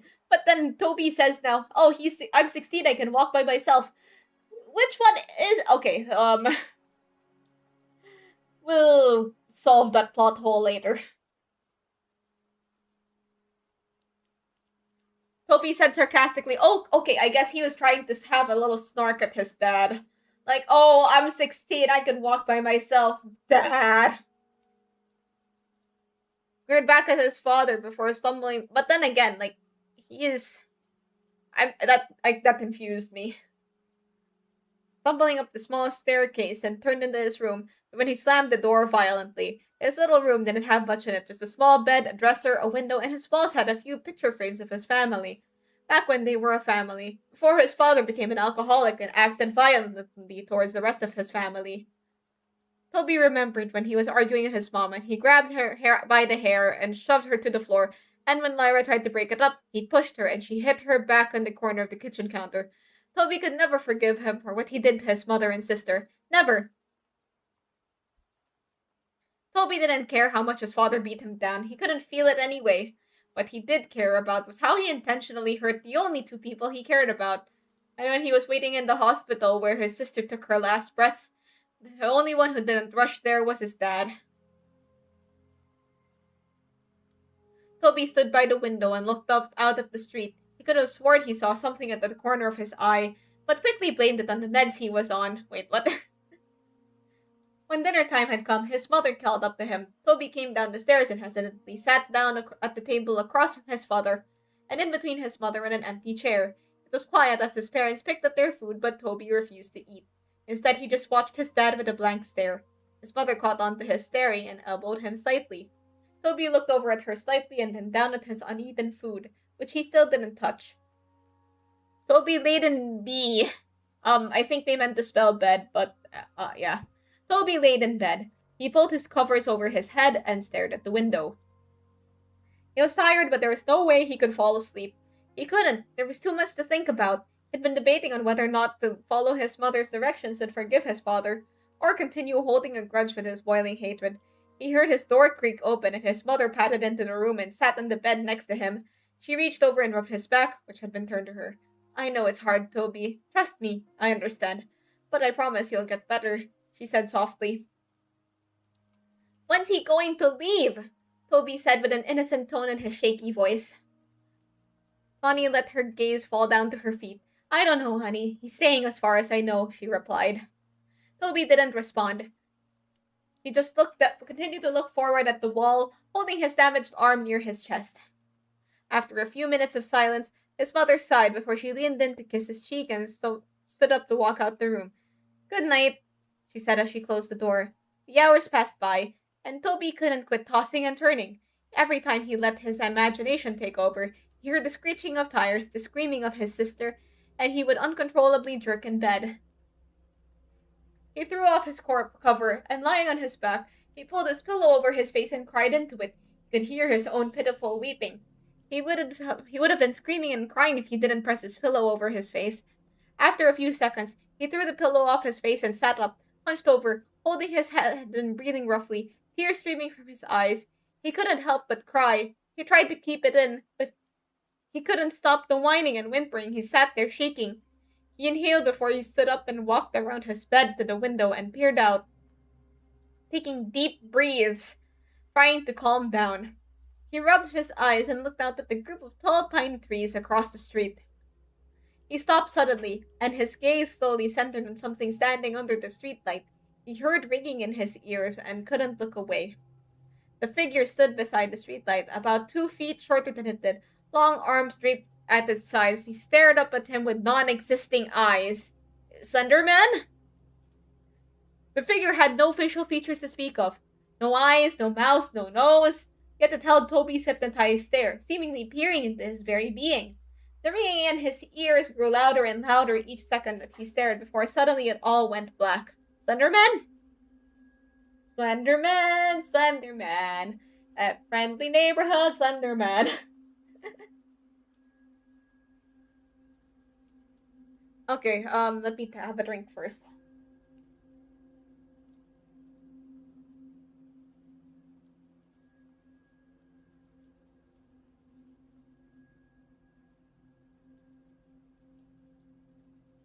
The ringing in his ears grew louder and louder each second before he stared before suddenly it all went black.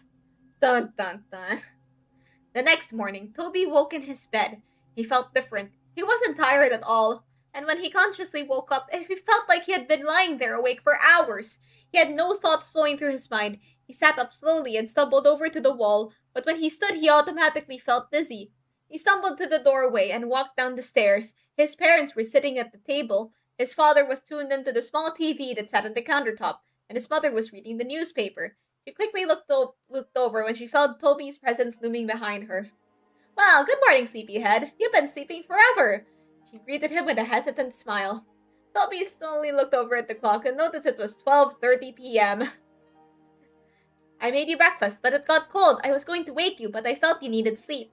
Her expression fell from happy to worried as her son resisted responding to her. "Are you all right?" Toby stumbled over and sat by his father. He felt as if he was on idle and had no control over his actions. He was seeing everything he did, but I didn't register in his brain properly. Huh? Probably another spelling error. He reached out to his father's arm, but his hand ended up getting slapped. His father turned to him abruptly and pushed his chair over with his foot. "Don't touch me, boy!" he yelled. His mother stood up. "All right, nose that off. That's the last thing we need." The days went by and things continued as they were. Connie spent most of her time cleaning the house, and her rude husband spent most of his time ordering her around. It was just like how it used to be before the crash. Toby never really left his room. He would sit by his bed and tremble. His mind would wonder. Actually, I type wonder. But his thoughts changed too fast to be remembered. He would pace around his small room like a caged animal or stare out the window. The unhealthy cycle continued. Connie continued to be pushed around by her husband, being way too submissive to him, and Toby remained in his room. Before he could think twice, he would begin to chew on his hands, tearing the flesh from his fingers. He would gnaw on his hands until they bled. When his mother walked on him while he was doing so, she reacted horribly. She rushed him downstairs and grabbed the first aid kit, wrapping his hands in bandages. Afterwards, she demanded that he wouldn't leave her side again. Toby isolated himself so much that he grew to hate being around others. His memory grew glitchy as well. He'd start missing memory of minutes, hours, days, and so on. He would begin talking about nonsense about things completely unrelated to the conversations he would have. He'd go off about seeing things, sharks in the sink as he washed dishes, hearing crickets in his pillows, and seeing ghosts outside his bedroom window. His mother grew so anxious about his mental health that she decided it would be good for him to talk to a professional about what he was feeling. Connie walked Toby into the building, holding his hand and guiding him in. She walked him up to the front desk and began talking to the lady who sat behind it. "Mrs. Rogers?" the lady asked. "Yes, that's me." Connie nodded. "We're here to see Dr. Oliver. I'm here with Toby Rogers." "Yes, this way." This lady stood and led them down the long hallway. Toby looked at the framed artwork down the halls and tuned in to the sound of the lady's high heels on the hardwood floor. Pretend these are like high heel noises. No, those aren't. Yeah, pretend these are like sounds of high heels. She opened the door to a room with table and 2 chairs. "If you can get him to sit here in a few minutes, I'll get the doctor." She smiled and held the door open. Toby stumbled into the room and sat down at the table. He looked over at his mother, and the lady before the door slowly shut behind him. He looked around the room before he held up his tightly bandaged hands and began to bite at the bandages to unwrap his hands. But he was interrupted as the door swung open and a young woman in a black and spotted dress with light blonde hair stepped in, holding a clipboard and a pen. "Toby?" she asked with a smile. Toby looked up at her and nodded. "Nice to meet you, Toby. My name is Dr. Oliver." She put her hand out for him to shake, but hesitantly pulled away when she noticed his bandaged hands. "Oh!" She smiled nervously before clearing her throat and sitting in the chair across the table from him. "So, I'm going to ask you a few questions. Try to answer them as honestly as possible, okay?" She placed her clipboard down on the table. Toby nodded slowly and held his restrained hands in his lap. "How old are you, Toby?" 17, he responded quietly. "Oh, so now he's 17. Okay." She wrote that down on the paper that was clipped to his knee. Clipped to the clipboard. Clipped to his knee. I was gonna say clipped to his neighbor. I don't know why. "What's your full name?" "Toby Aaron Rogers." I'm sorry. Toby A.A. Rod Rogers. When is your birthday? April 20th? April 28th. Who is your immediate family? Toby paused for a minute and before answering her question. My mom, my dad, and he stopped. My sister. I heard about your sister, dear. I'm really sorry. Her expression faded into a sad, pity-filled look. Toby nodded. Do you remember anything from the crash, Toby? Toby looked away from her. His mind went blank for a moment. He looked down at his lap, and in the surrounding area heard a faint ringing sound. His eyes widened, and he froze into place. Toby? The counselor asked. Toby, are you listening? Toby felt a shiver go down his spine until he froze once again and slowly looked over out the little window through the door, where he saw it, a dark, featureless figure, peering in at him. He stared, eyes widened, the ringing growing louder and louder until suddenly the loud voice of the counselor broke his trance. Toby! She yelled. Toby jumped and fell sideways out his chair and backed up in the corner. Dr. Oliver stood up, holding her clipboard to her chest, a surprised look in her eyes. Toby met her eyes again, his breath hitching as he twitched. That night, Toby laid in bed. His eyes were dazed as he stared straight up at the ceiling. He could feel himself begin to doze off when he heard the scattering of footsteps down his hallway. He sat up and looked towards the hallway, his door wide open. There was no light. Everything was lit by the luminescent blue glow of the moon through his window, leaving a cold lighting. He stood up and slowly made his way toward the doorway when suddenly the door, which was previously wide open, slammed in his face. He gasped and fell back. He was out of breath when he hit the ground and he began breathing heavily, his eyes wide open. He waited for a few seconds before getting back on his feet. He reached out and grasped the cold door handle with his bandaged hand. Bandage had, and it creaked open. He looked out the dark hallway and tiptoed out of his room. The window at the end of the hallway lit up with the darkness with blue moonlight as he padded his way down. He could hear footsteps rustling around him, and a faint giggling, followed by the pitter-patter of small feet, which sounded like a child had run in front of him, giggling and running around. The hallway is a lot longer than he remembered. It seemed endless, like the ride home from the hospital.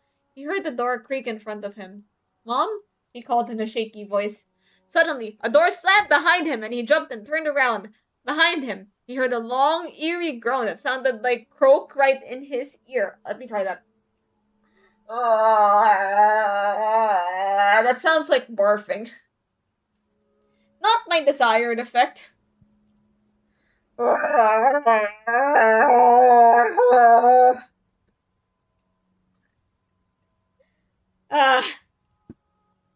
The grudge noise.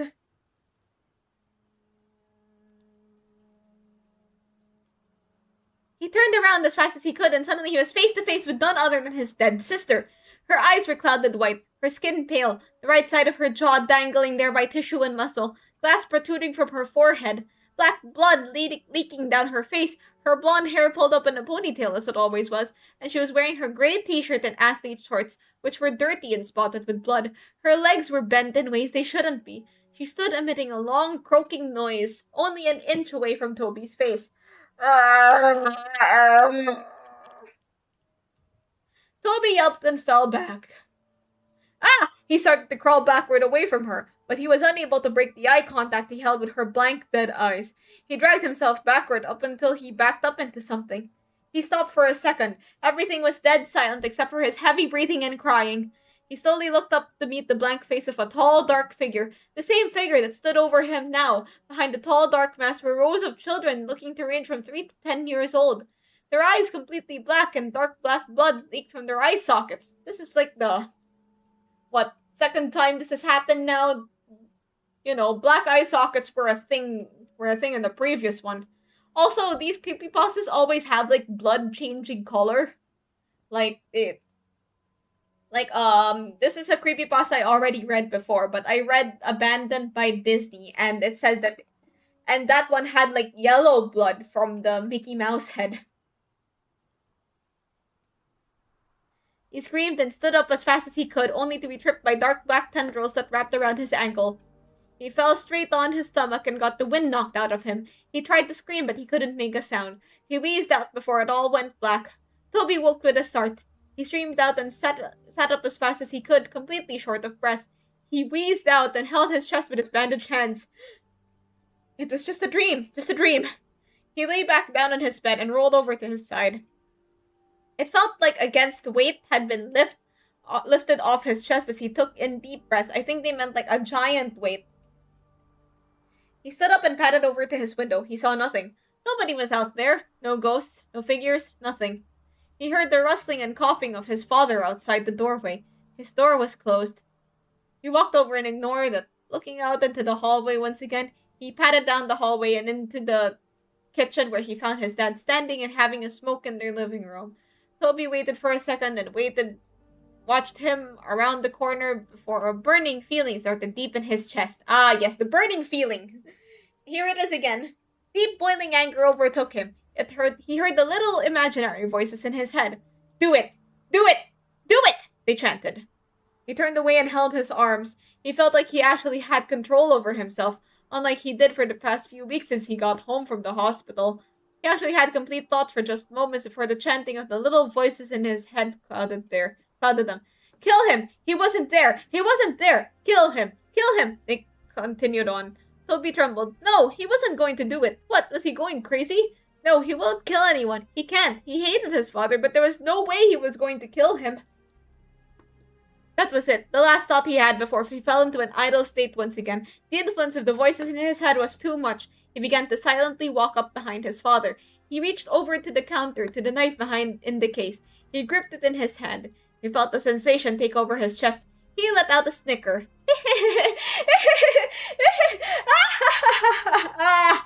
He began laughing so hard he had to grasp for breath. His father turned around abruptly before he felt a brute force shove him to the floor. He grunted as the air was knocked out of him. What?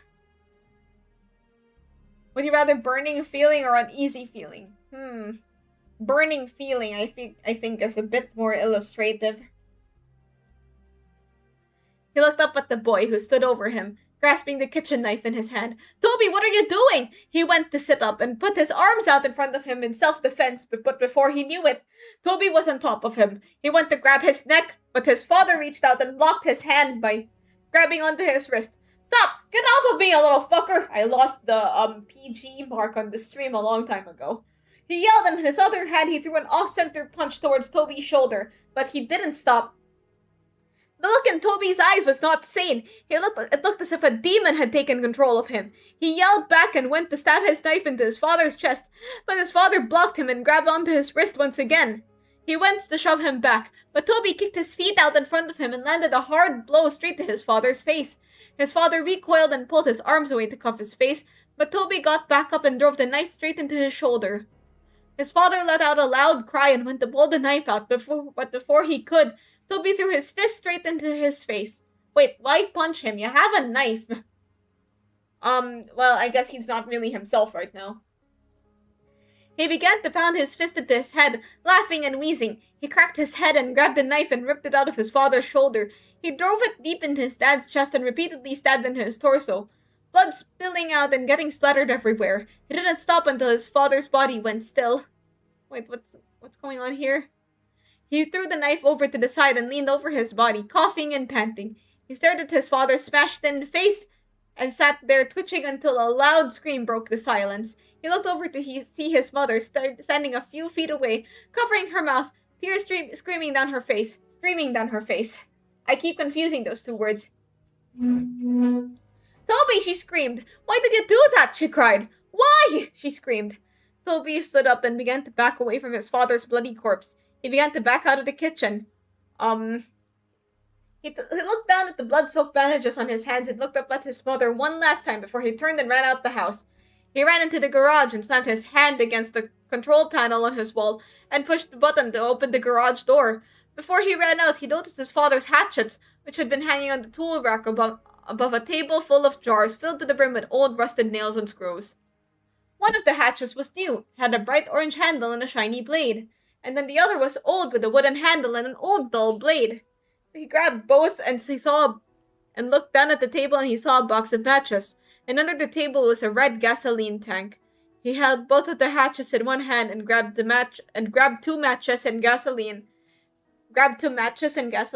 before running out the garage, down the driveway and up the street. As he approached the street light, he could see out his bedroom Wait a minute.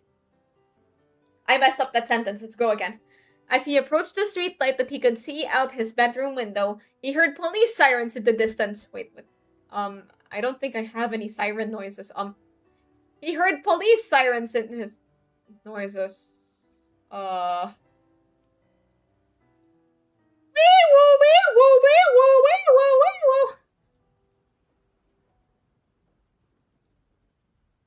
He turned around and the red and blue flashing lights came rushing down the street. Toby stood for a second before he pulled open the cap on the gasoline tank and ran down the street, spilling gasoline all over the street after him.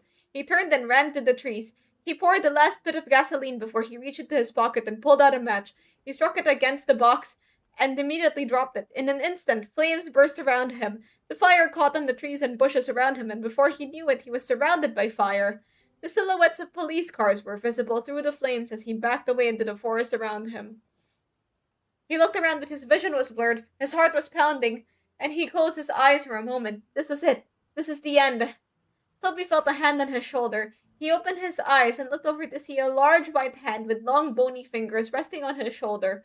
He followed the arm that was attached to the hand up to a dark, towering figure.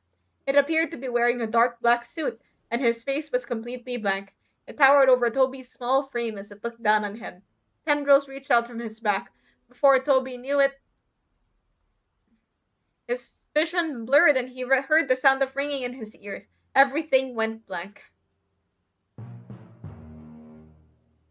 That was it. That was the end. That was how Toby Rogers died. Okay, that was inappropriate. A few weeks later, Connie sat in her sister's kitchen. His sister. Someone missed. Okay, if I keep track of every spelling error, we'd be here all day, so I'll just keep reading. Her sister, Lori, sat next to her drinking a cup of coffee. About 3 weeks ago, Connie lost her husband and her son, and a few weeks before, she had lost her daughter to a car crash. Since then, she moved in with her sister. The police were keeping her busy. They had just finished cleaning up the case, and the story had been released 2 weeks ago. The focus of the world seemed to have shifted to completely new stories. Lori switched to the TV onto a news broadcast. On the TV, the news reporter began introducing the new headline. Wait a minute, let me look for news soundboard.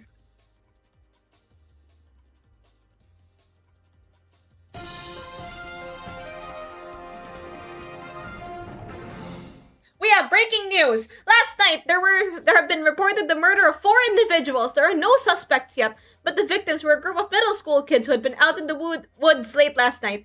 The kids had been bludgeoned and stabbed to death. The investigators have discovered a weapon at the crime scene. It appears to be an old dull-bladed hatchet, as you can see here. The pictures changed to show snapshots of the weapon exactly as it was left at the crime scene.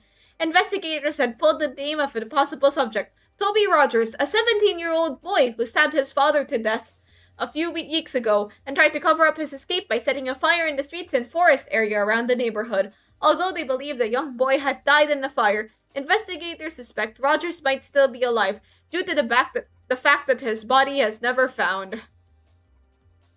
And that's the end of the story. I feel like that's a bit of an anticlimactic end. I might have ruined it with that news thing, because the news sound effect was kind of might have ruined the spooky mood. It's not exactly a spooky sound effect. His body has never found. That might have just been me misreading. Yeah, they do actually they do actually say his body was never found. But me, I tend to mess up words at this stage. Has the ingredients of a good creepypasta, but they weren't cooked enough to be a good story. Well, yeah, I feel like it could have had a bit more spice, bit more sauce. Obviously these creepypastas are raw. So where is Hug at? Where my Hug at, Slender Man, at Toby? But yeah, obviously it's alluding to Slender Man. Anyway, yeah, that's I think we could end this creepypasta reading session here. Although, we could read more stuff. This is just a stream where I sit here and read things. While stuck in... There's nothing to do in this dark forest. They're alive! The pasta is so raw that... It's still... The pasta is so raw, it's still moving. I don't know. I kind of lost it there. I was thinking, like, the pasta is so raw that it's still hard.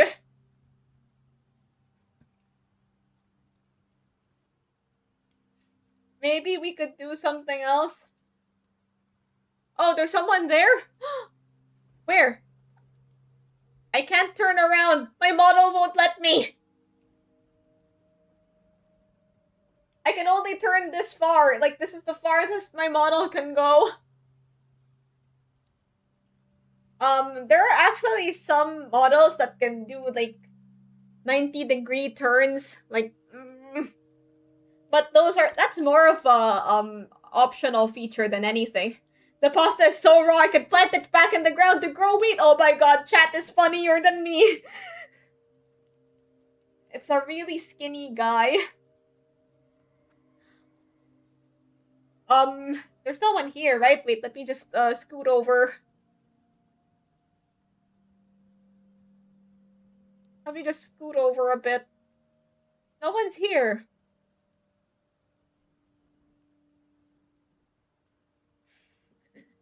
Anyway, so yeah, these are fun. We could do more of these. Like, this is, like, I guess the post-game rant. We could rate...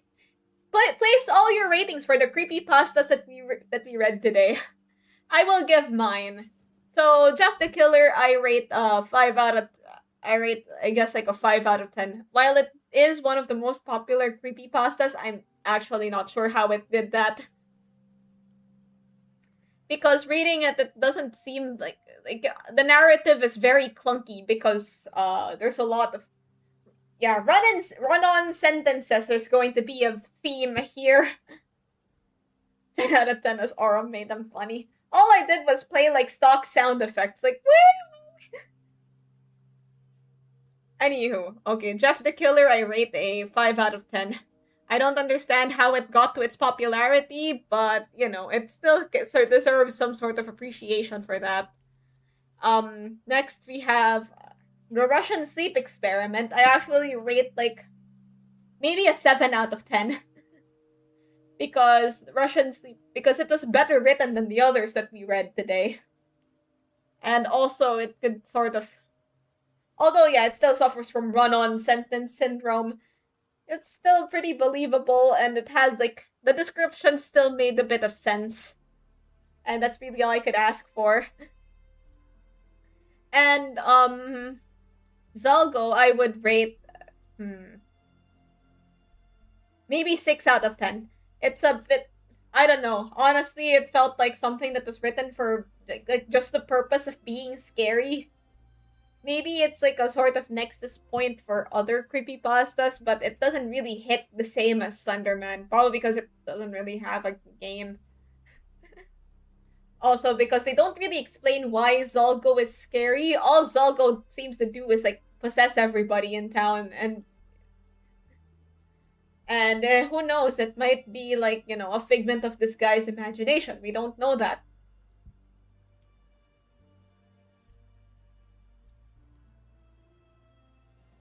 It's famous because he was a normal kid who every 14 no personality could relate to. Normal, loving family, but I wanna... Well, yeah, I guess you could use that angle. Anywho, okay, and so for Digital V, what we read just now, I rated, 4 out of 10. It's normally a 5 out of 10, but I deducted a point for the spelling errors. Like, I think the grammatical stuff... Okay, it's actually not that clunky prose-wise. It's more clunky in, like, the spelling errors.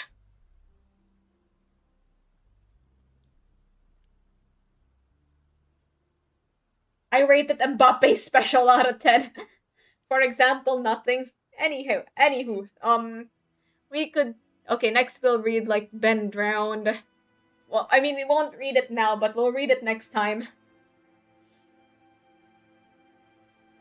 There are other creepypastas. We could do like a whole creepypasta series on just game related ones. I've already read Sonic EXE. We could read Hero Brian. We could read I don't know if Slender Man counts as like a creepypasta. Run on sentences. Yes, run on sentence syndrome. It's everywhere. You cannot escape.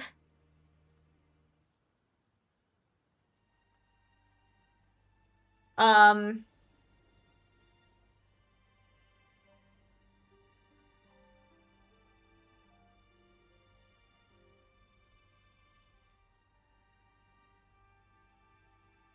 Slenderman.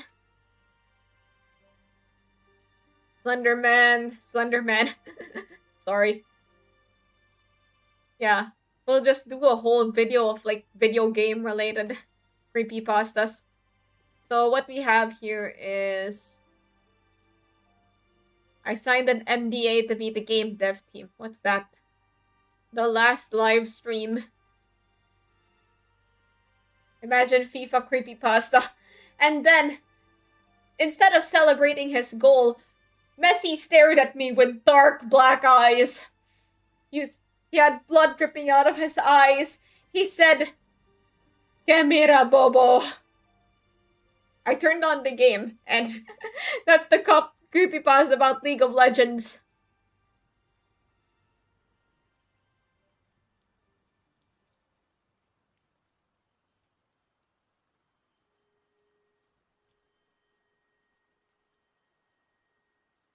So, like, Ben drowned, Hero Brian, Lavender Town Syndrome. Yeah, we could read those. The first mistake was opening League of Legends. The last thing you hear before Messi takes you out Blair Witch style is like, Sue! And then Ronaldo rolled, Woos! It was opposite day. Ronaldo is the one that says Sue. I hate that our country supported Infantino selling the World Cup. I actually haven't been keeping track with that. I've just heard about that issue bits and pieces, like countries are voting to kick out Infantino or not. I think like the Philippines either doesn't really care or is like ignorant of the situation because we're not really a big footballing nation. Like nobody cares about football.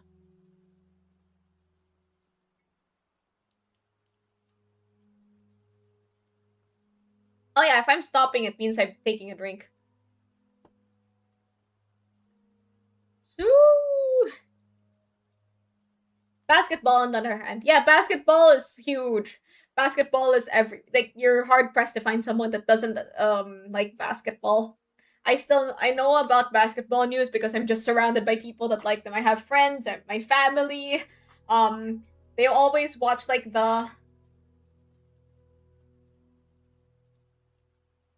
they always watch like the college basketball tournament here. That's one of the biggest sports tournaments that we have. The UAAP basketball is like one of the biggest events in the country.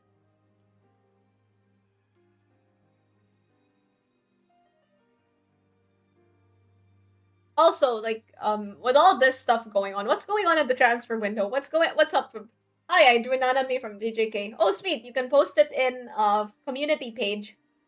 You'll probably find a lot of people that are willing to, like your art and give you critiques. Westbrook was forced to retire. What?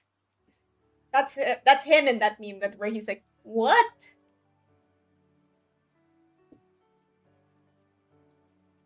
And then like LeBron. Oh yeah, LeBron joining the 76ers. That's old news. But like why did he do that? Like all of these moves are all of these basketball moves are crazy. Although I suppose it's like yeah.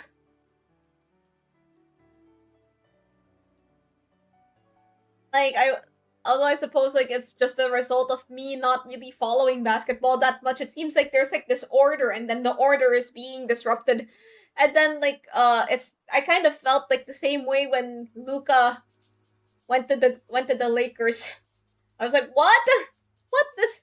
What? Why is this? What is this? This is a big deal. Anyway, so like football transfer.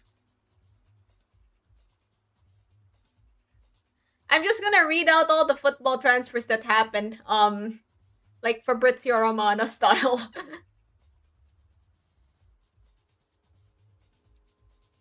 Barcelona are set to make a third bid for Rodri. Here we go. And then local VTuber talking about football in the woods. Yep, strange. Only the most riveting events on the Aurum channel. I'm talking out, boss. Have a good rest of the night. Okay, thanks for coming. Choose all the. I have to do captcha. All right, let's look at transfermarket.com. Let's see. I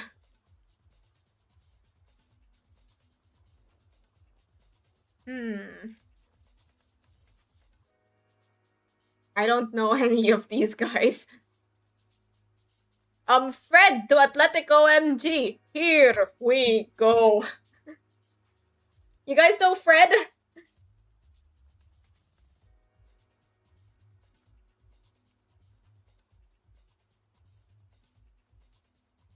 Fake football fan confirmed. Most of the time I follow the Premier League because it's easy to follow and it's the most popular. Yeah, Fred who used to be in Manchester United with Scott McTominay. They were called Buck Fred. I think that's funny. Like those two probably have like elicit some mixed reactions from Man United fans. Like I think that they were like a symbol of their like not really effective team. And then McTominay moved to Italy and then he became an absolute monster. And then Fred went to Turkey. Let's see.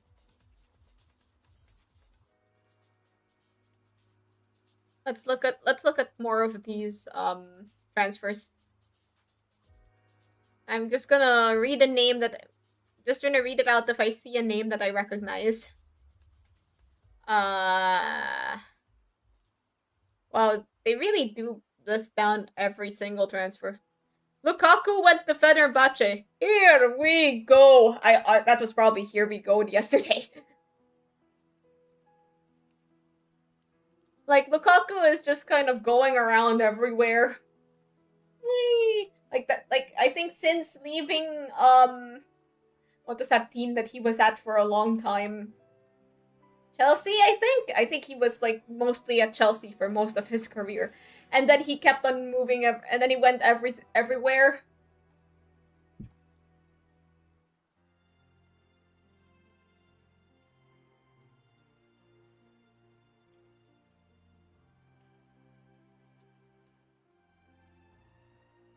Yeah, like since he left Chelsea, he's just been bounced around to different teams. I even remember the time when he joined Roma. I follow Roma sometimes because yeah, they were kind of interesting to me. Oh yeah, Salah went to Trabzonspor. That's the end of that's like an end of an era for Liverpool fans. Wait, Jadon Sancho is something about Jadon Sancho going. He might be going back to Dortmund, I think.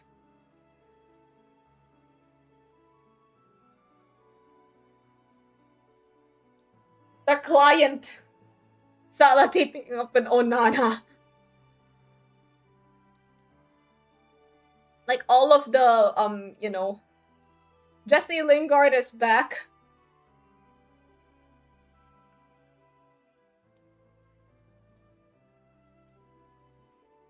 Jesse Lingard went to Brazil. Like I remember his like Korean arc. He seemed to be having fun in Korea. He was like learning Korean. He was doing fun stuff there. Anyway, let's keep looking at more stuff.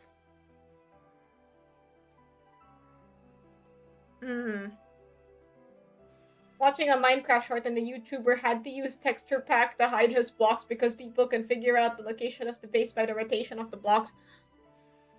I did not know that was something you could do. There aren't any... Yeah, I don't really recognize a lot of these names.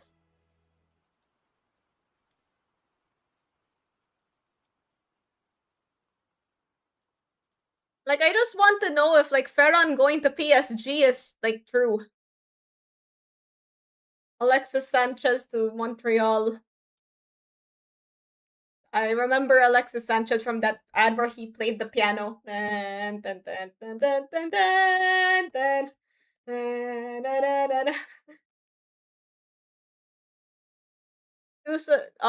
Dusan Blahovic went from Juventus to Besiktas.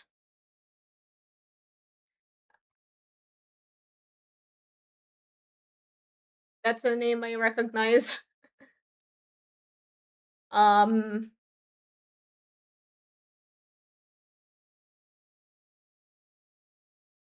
a team called Sirius in Sweden. Cool name.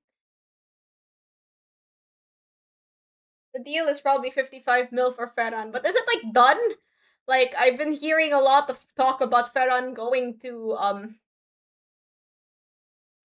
yeah, Ferran going to places. Going to PSG. I'm not sure why though.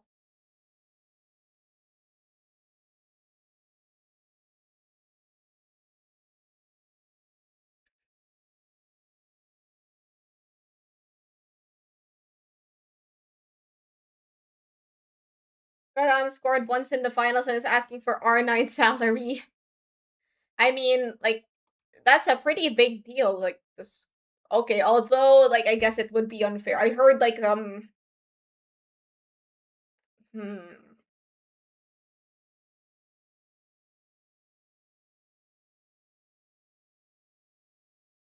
was I going to say?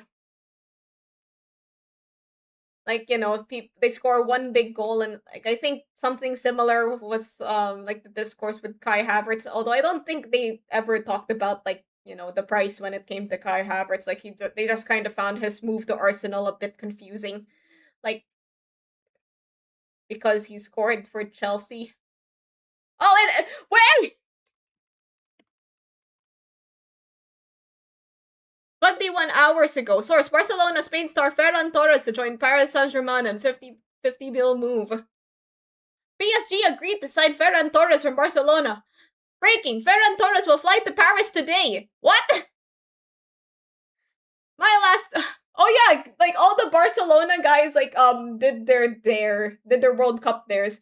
Pedri and Gavi dyed their hair. One of the guys got a tattoo. I think Lamine Yamal is gonna try to grow a beard. My last words to Ferran Torres before he left Barcelona for PSG were simple: "You will regret this decision for every single day of your life." This is from Gavi. Maybe, I'm not sure if that's true. Says parody account. They already updated PSG on his Wikipedia page, so it's clearly legit. This is probably one of the weirder moves that have happened. But why though?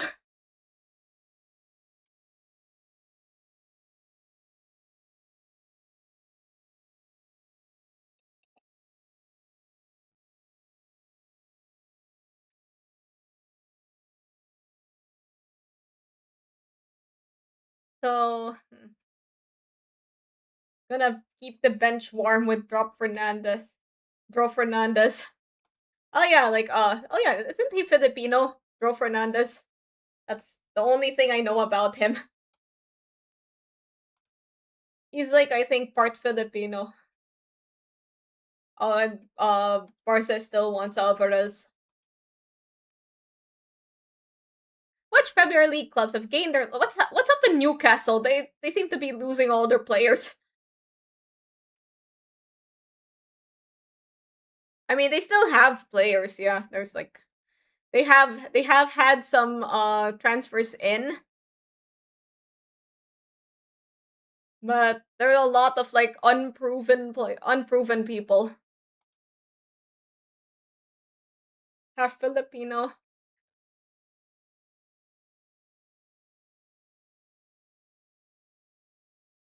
Like I heard Newcastle was like losing all of their players. So I gotta go now, but before going I'll borrow something from you. What are you gonna borrow? You want my earrings, my maybe some money? Nah, I don't. Atletico has also signed Christian Romero. Oh, so that's where he went. I heard Arsenal wanted to sign. Oh, I'm bald again. The transfer news was so spicy that I went bald. Ah, yes, multi-platform trolling.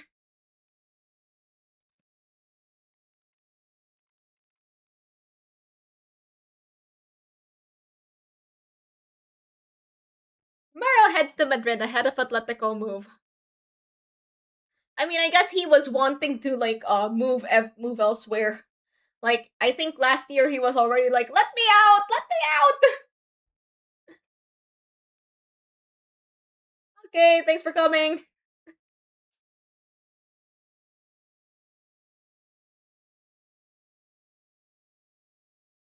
Let's see who else. Let's see what else has happened. Um.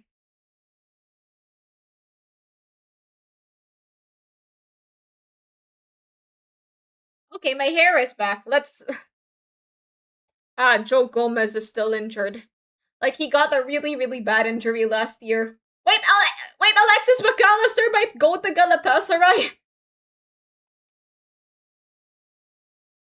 Julian Alvarez locked from home.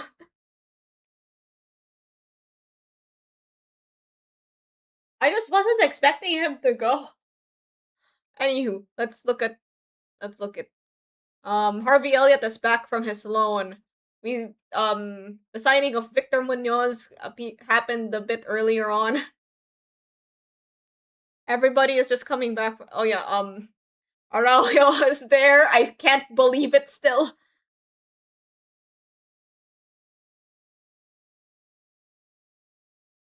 Jeremy Jacket from that's probably not how you say his name.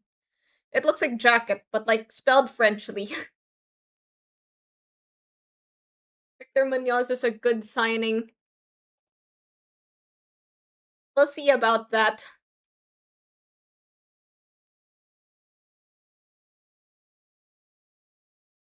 And I forgot. I should have done the "we got a slender man at home" bit. What's your opinion on Araujo to Liverpool? Well, I say the same thing about all transfers. We'll see what happens when the season actually starts. Like you could like hype everybody up all you want, but as we've seen last year, like last season when Liverpool signed a ton of players and it was like, oh, we're definitely gonna win. But then they had like issues with everybody like working together, and I guess also with the manager.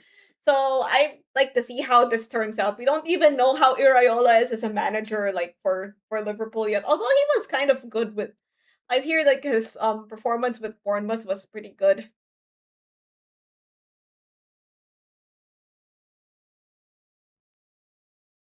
and that's my opinion. So we'll see what happens. Yeah. Um. Oh yeah, like Konate went to Madrid. Robertson went to Spurs. So there are just a bunch of people going on loan. Like I can't believe like when. Okay, so like here's the thing, right? like when like when Madrid signed Konate, they posted a picture of him and Trent in Liverpool costume, in their Liverpool jerseys. Like they and then it was like, oh, they're together, and then the post is like together again, and I was here like, wow, wow, wow.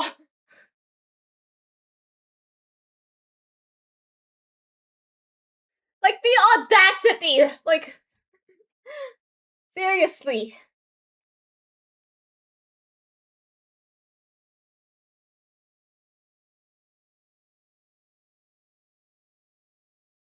Oh, Ekatika is injured. That's sad. Expected to return in December. Oh yeah, he got injured because he got a really bad injury, and then he like missed the World Cup because of it, man. That's actually kind of sad. Like, I think he got injured in training. I kind of feel bad for him. They posted Cucurella while he was still registered for Chelsea. Oof. Cucurea, se como una paella. Cucurea. Alright, let's see what Real Madrid is doing lately. This is just like checking out the transfer window. Just chatting. Okay, some of their guys are still injured. They got Bernardo Silva. Oh yeah, I forgot about that. Yan Diamande finally got confirmed. Hendrik is back from Lyon. And the Departures, Mastantuono got loaned to Fiorentina in Italy. Like, everybody is just, like, clowning on Mastantuono. Oh, and Mourinho is back. The picture that they picked of Mourinho on Transfer Market is just him smirking, like... I'm trying to recreate it.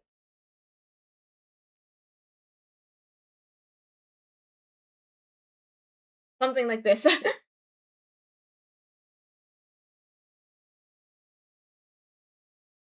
What?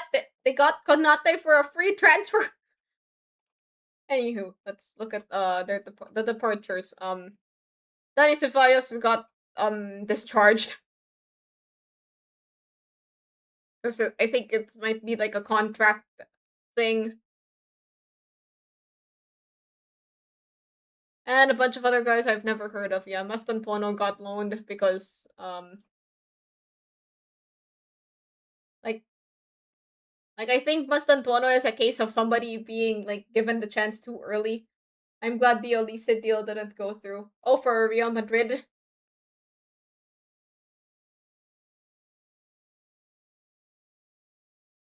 Well, yeah, like I think that adding him would make their squad pretty wild. Like that would probably boost their performance.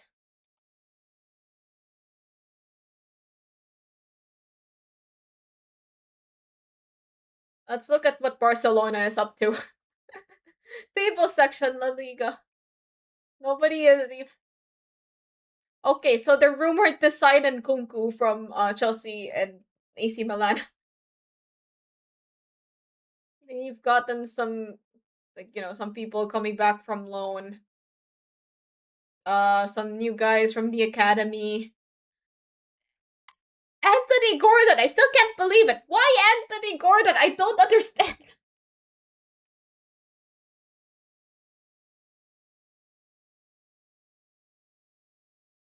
Oh yeah, Lewandowski left. He went to Chicago. Oh, and also Adayami.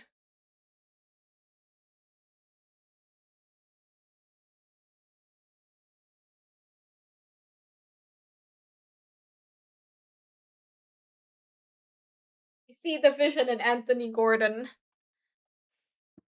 What number will they make him wear, I wonder?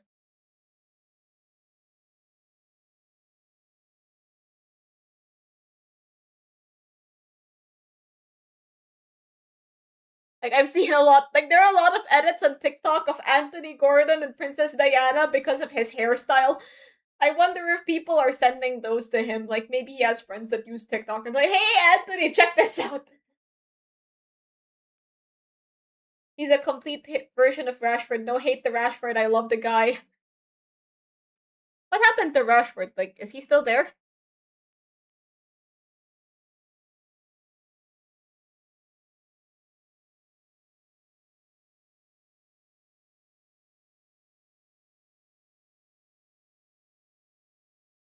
Wait, Ferran is still listed in okay, I guess they haven't updated transfer market yet.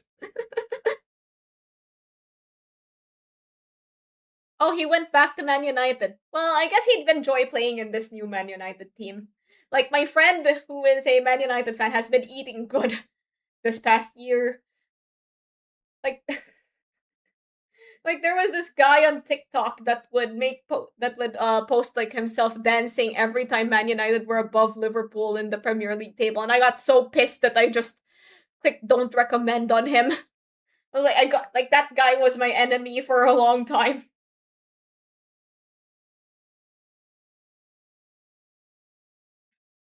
Anyway, so I'm gonna end the stream here. Yeah. Thank you guys for coming. We'll learn coding tomorrow. I will see you all. Goodbye. Wait, no, that's the wrong toggle. I'll see you all tomorrow. Goodbye.